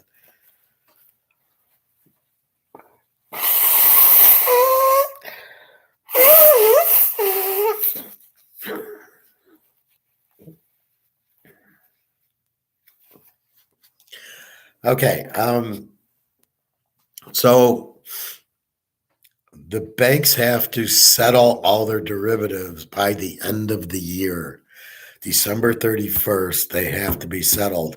The banks can't possibly settle. So what the banks are doing is buying gold and silver to cover their stupid derivatives that they're shorting gold and silver and heavy inflation and a war. What the fuck are these idiots doing, right? So they're the ones buying all the gold and silver, and that's why it's very hard to find. But they're keeping the price low for them to buy it. So we have a 1-month window, January 1st or 2nd. Gold will be revalued. That's when we'll see the 50,000 and the 2,000 silver. Maybe not right away, but it'll be revalued. It's definitely going to be revalued. Now, they have all this debt on the books. All these countries, all the central banks are buying it. even the BIS, which is the central bank's central bank, which must be run by the Godfather, or in layman's terms, we're going to say the Vatican is the Godfather. In our world that we're living in, they're the ones who run the show. Just like Godfather 3, that's more real than you think. So they're the ones who are the Bank of International Settlements, which is the central bank who covers the other central banks. They're buying gold pretty heavily. So that's going to all reset Jan 1, Jan 2, because all these, they got to finish by year end. Buy as much as you can. So you can get it through security. Wasn't a problem. I wouldn't advise taking 20 ounces through security, but I would advise you could get 2 or 3 ounces and a bunch of silver through. And if you need to sell it in a different country, maybe you go to Switzerland and you say, want to sell it, and they'll give you the money and off you run. So hopefully that's the key where you want to go sell it if there's problems here. I don't think the U.S. is going to confiscate gold because that'll mean the dollar's collapsing, and they don't want to showboat that. That's just going to happen. They'll probably try to tax us for selling the gold and saying, okay, you owe as if it was a stock. They might try to do that, but I don't even know how legal that is. It's money. So we'll see what happens. But that's when the valuation, the reset basically happens. Get your money out of the fucking bank by January 1st is going to be the time. Don't listen to these morons on YouTube, except for me and my buddy in England, Alistair McLeod and Andrew, whatever, McLeod. They're both McLeods. I don't know. They're the only two that really know what's going on. Do not listen to Rick Rule or any of those idiots. Get out. If you're in ETFs, get the fuck out. You have this. You have crap. This is how much gold you're going to get out of the ETFs. Nothing. Get the fuck out of it. Get out of stocks. Get out. These guys keep telling you 60% stock, 40% bonds. Well, you're going to be zero. So get the fuck out. I don't know. I have no reason to lie to you. I mean, I tell you my picks. We go through the free picks. I'm about as honest as you can find. I mean, I have no reason to lie, and I won't lie because I'm not a child. So in my mind, maybe a white lie your kid, but I'm not lying on this. And in worst case, Howard was wrong. Gold and silver didn't really go up. So you take it back to the coin store and you get your money back. If you can find it, if the dollar's worth anything. China and Russia have the new dollar backed by gold and silver. Saudi Arabia has now said, we will take dollars from anybody, not just U.S. That all spells the end for the U.S. dollar. And the stock market's going to be in trouble because your dollars are going to be worthless. People will try to sell to get money to pay rent, food, and energy. So keep that in mind. Gold and silver, you're going to be so fucking rich, it's going to be a joke. I mean, because not only will you have the money, but you're going to buy it for $1,800. That's going to be worth $50,000 or more. Once the shit hits the fan and everybody tries to run in, now you got 10 people wanting 1 ounce of gold. Well, it's going to be bid way up. Only it's going to be 300 million people for a little bit of gold. That's all in China and Russia now. So the shit's about to hit the fan January 1st or 2nd. Okay. So what else? The flight was fine. I love the international. They serve, like going from Michigan, you get the dinner and then a little snack. The problem is the fucking carbs. They're now going to like pasta and a little roll and a piece of cake and a salad. You're fucked. I mean, there's no way that like Bobby does it. I haven't seen Bobby. I hope you're all right, Bobby. I haven't seen it's so hard to diet.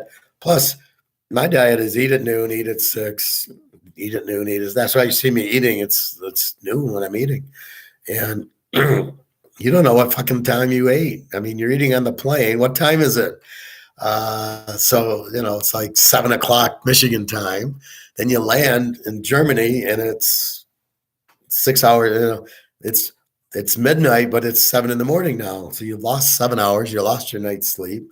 You're trying to stay awake to go to Lisbon. So it's very difficult. The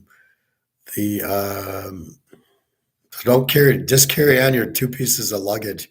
You get the bag and the duffel bag or a backpack. I don't use backpacks, so I'll use a duffel bag.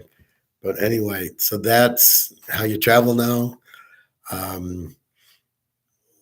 didn't even go through passport control in Lisbon. I mean, that was a joke. They didn't. You just. I waited for Jenna. She was on a plane from Munich an hour later. I met her in baggage claim, and then we just walked out. Nobody looked at my passport. Nobody looked at COVID testing or vaccine. Nobody gives a shit anymore.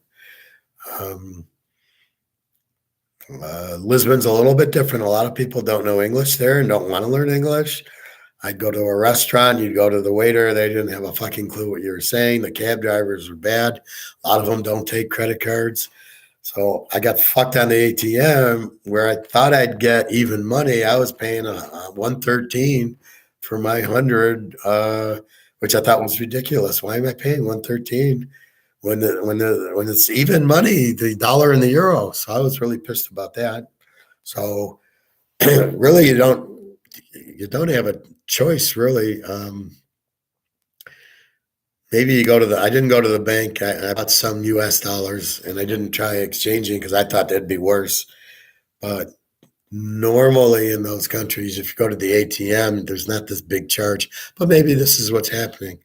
So the idea of gold right now is all these countries have huge debt. And the US is raising interest rates, which is fucking everybody. Because what an interest rate is the cost of money.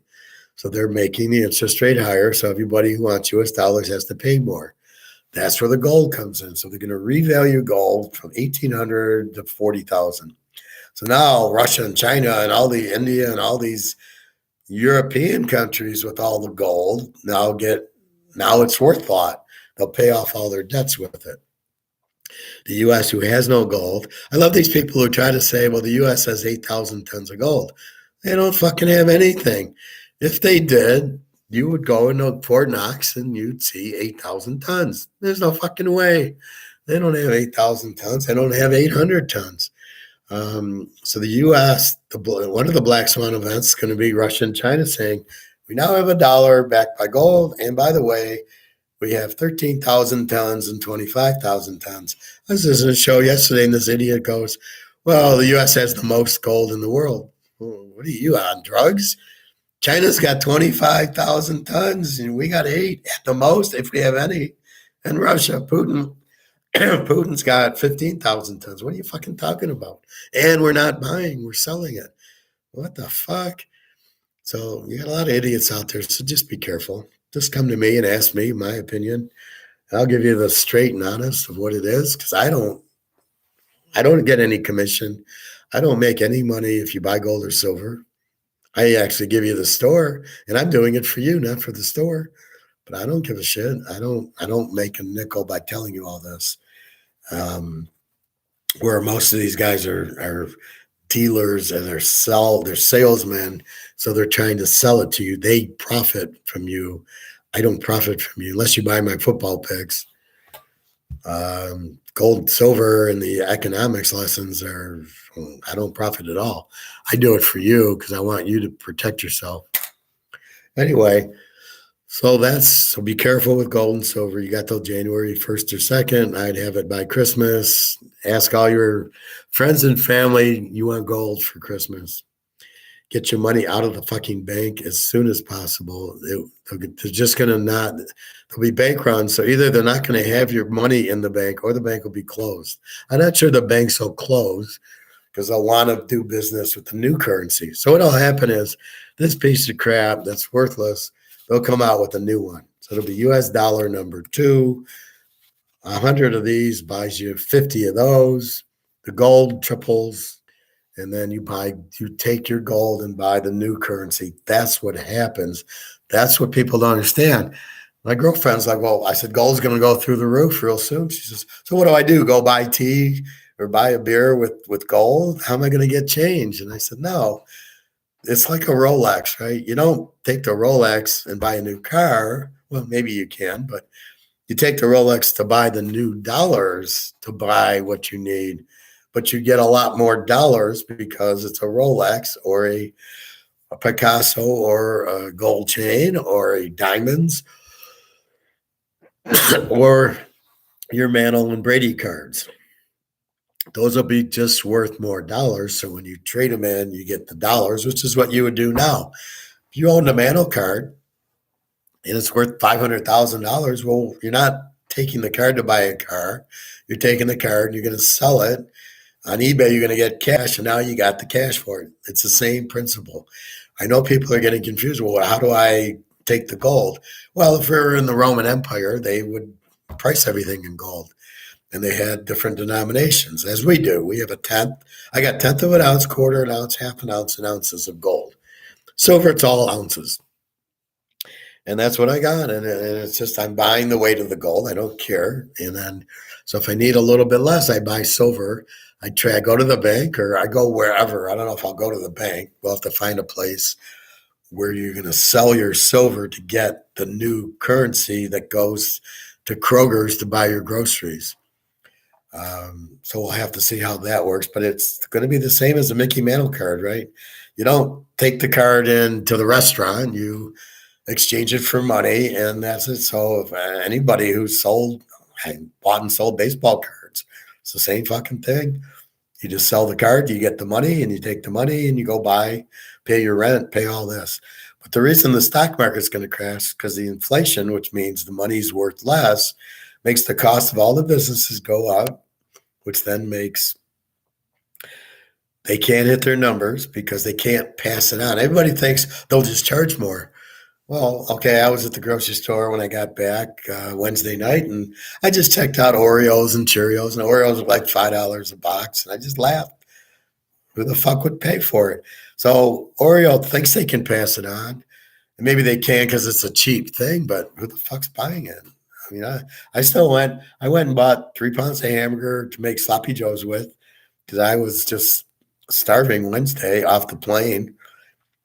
And I paid $5 for a pound. If you buy 3 pounds, you get them for $5. Otherwise, it's like $6. This is still reasonable. It wasn't $20 for a pound of hamburger. So the veggies and the meat are still relatively cheap. The broccoli was $1.99 or something. So it's still not noticeable like the Oreos. So the companies are trying to fuck everybody by claiming inflation. So just don't buy that shit. You shouldn't buy it anyway. It's too many carbs.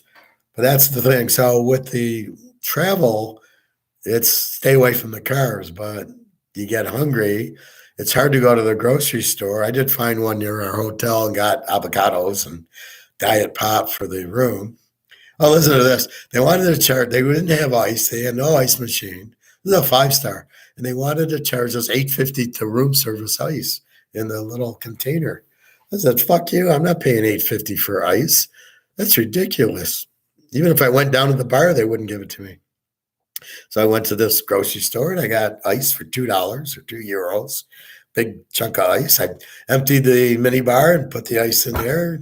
Had a couple of Cokes and Diet Cokes and some liquor, and we drank that. We had the ice for that, and it lasted like 2-3 days in the cooler. But that's what you have. So you got a lot of carbs. Breakfast was too many carbs. The eggs were bad. They were watery, which I complained about. I said, I make better eggs at home. But the meat doesn't taste right.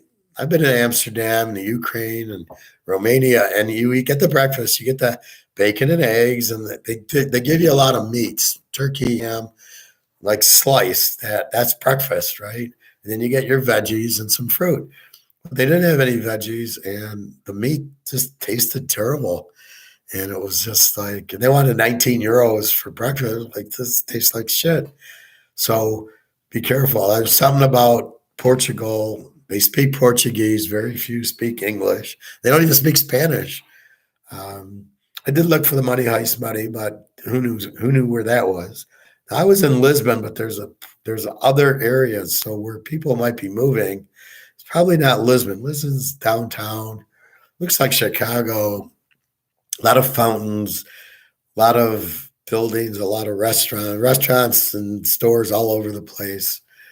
Um, but that's it. And so yeah, they'll take credit card. The cabbies don't take credit cards too often. And again, exchanging your money. So basically, I exchanged my money for the taxi so I could pay them in euros, which was very rough. Um, so anyway, it was a good time once you understood it and enjoyed it. But that's what if you go there, that's what you can realize. Yes, people are coming to buy houses because it's very pretty. It's like San Diego. We went to one beach. There was surfers there. It was like if you just look at the lake or the river, I guess, out of your hotel, it's just nothing. But when you get out, half hour away, there was 100 people surfing in these huge waves. I thought it was in Miami with all the big waves. So anyway, you got that. There's no ocean there. But anyway, that's what was going on. So it was a good trip. It's interesting watching football because it doesn't come on. Like the normal, like Saturday games came on about 7 o'clock is when the noon games finally started. So I'd get the noon game and the 3 o'clock game. I knew, but I didn't know the 7 o'clock, and then certainly didn't know the UCLA late game. But when you woke up, you saw those scores. And same thing on Sunday. You'd see those. But anyway, very interesting. Depends why you're going there. I think you'd have a better time in Amsterdam or Romania or Switzerland. I think you'd have a better time there. So we might need to go to Switzerland to sell our gold and silver. We'll see. But where you sell it here is where you would sell anything else. If I want to sell this, I'm going to the jewelers. If I want to sell the gold, I'm going to the jewelers. Or we can figure out and make a little club here and say, we'll buy and sell each other's gold and do it sort of here amongst us. I'm thinking about that as a way to keep the market, be market makers, which is somebody, you want to sell, we'll buy it. And then somebody wants to buy it, we sell it to them, and you don't take, it's 10,000 an ounce. Okay, we'll buy it for 10,000. You want to buy it? You can buy it from him for 10 grand, and we save on the commission, and we save on the spot and everything. So I'm thinking about doing that. Anyway, that's your picks, your free picks, Oregon, Utah. Keep an eye on Bo Nix. We've got the Bears over, which I'll do pros a little bit later. I'm not ready for it yet. I got to analyze my trends, which I can use when I can. But I've got about 6 or 7 games. Again, I hit the Green Bay over. At 41, you've got to be kidding me. I see the Jets, New England are 38. I see the Rams, New Orleans is 38. I see Carolina, Baltimore looks like it's 41. I see Washington, Houston 40. Oakland, Denver 41. Cincinnati, Pitt 40. What the fuck's going on? This is supposed to be a pass-happy league. This shows you what happens when you go through it on fourth down. It's like turnovers. So you're keeping the score down with going for it on fourth down because you're not going usually from your own end. So you've driven to the 40, and then you're going for it on fourth down, not getting it, or the 20. I was watching the replay of the Tennessee Green Bay game. It's 7-6 Tennessee. They get the ball at the 5-yard line. It's 4th and 2, and they run Henry up the middle. What the fuck are they doing? Kick your field goal. Henry didn't make it. I'm surprised Tennessee won, but I mean, what are you fucking 4th and 2? You gotta kick your field goal, buddy. Nick, unders are worrying at a crazy rate, are hitting at a crazy rate. No talent. Well, the talent's terrible, yes. It's the running quarterbacks. Like you watch Kyler Murray, he'll run for 20, 30 yards, and they lose the game, and they don't score. And the same thing with Fields has been scoring more, but they still lost the game because he threw a pick six, and then at the end, he took a sack because he can't read a defense. So where these guys look good running, they're not winning. The coaches who go for it on fourth down and go for 2 are all getting fired. The Jacksonville coach, I remember, at the Marone, he'd go for 2 all the time, right?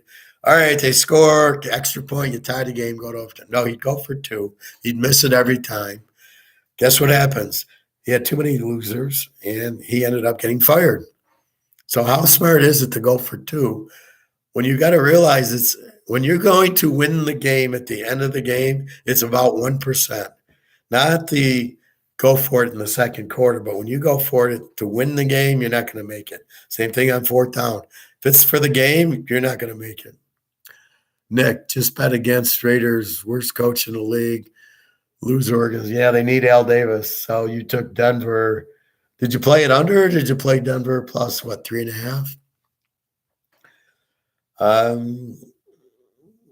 I probably would play the game under because Denver's great defense. They don't score a lot. Oakland, we don't know who they are, although they do have a weak defense. So maybe Denver and 3.5 is okay there.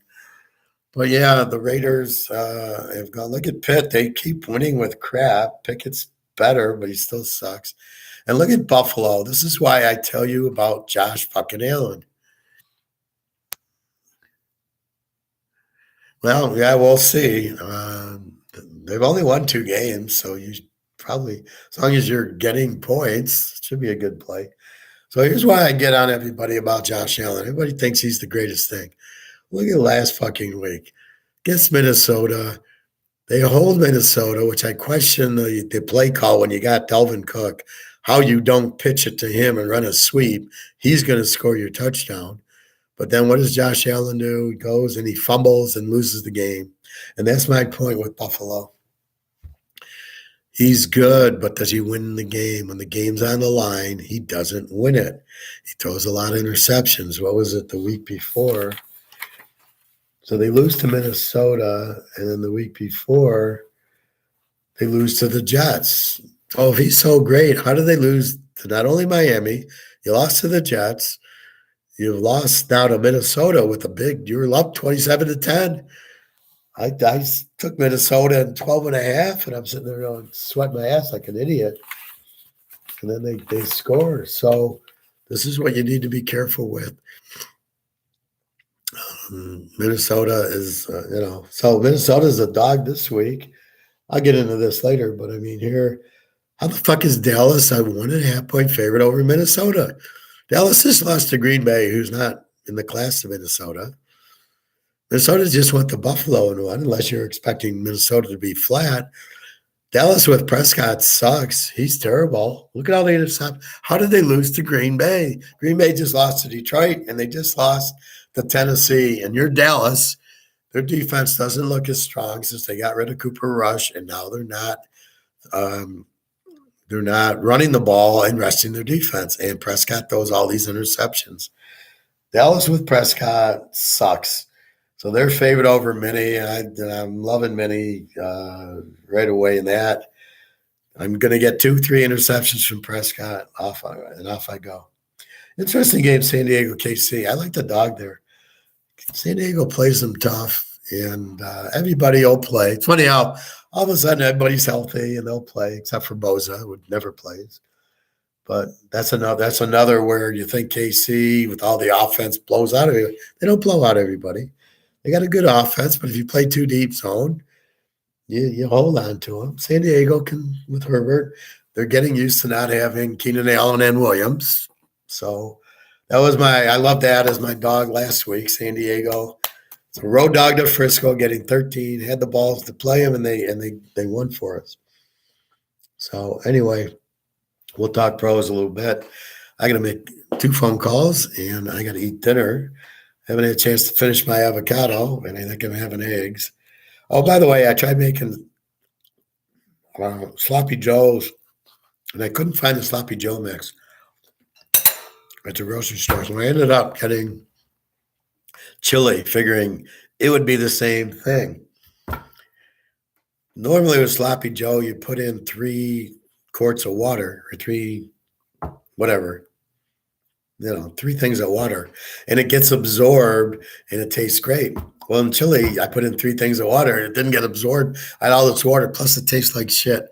So don't try to make sloppy joes with chili mix instead of sloppy joe mix. So I found it yesterday. They moved it to the sloppy joe area, and I looked in the McCormick area and it wasn't there. So I took the chili. Anyway, good luck. That's college. Keep an eye on the Oklahoma State game and Utah, Oregon game.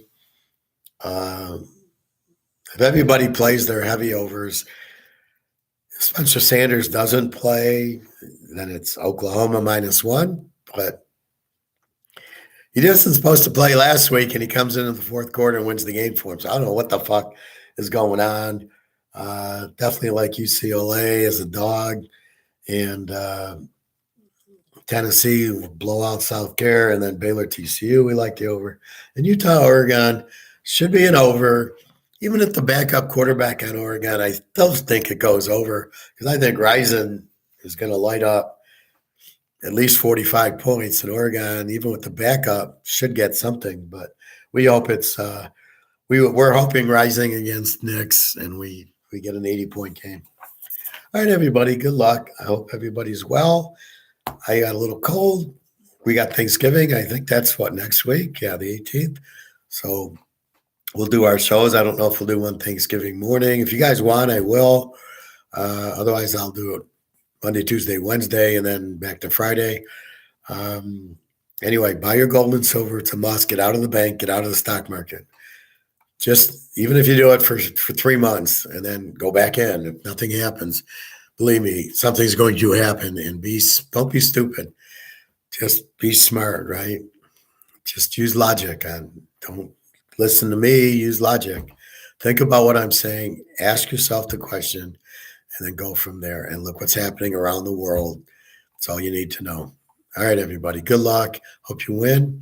And www.teaserking.com. And if you need me, you get my email there. Buy the package, go ahead, and off we go. And then you get the password back, and you go back on to picks, and then you see all the picks. All right, everybody. Have a great weekend. I will see you later, I think, with the pros. All right. Take care.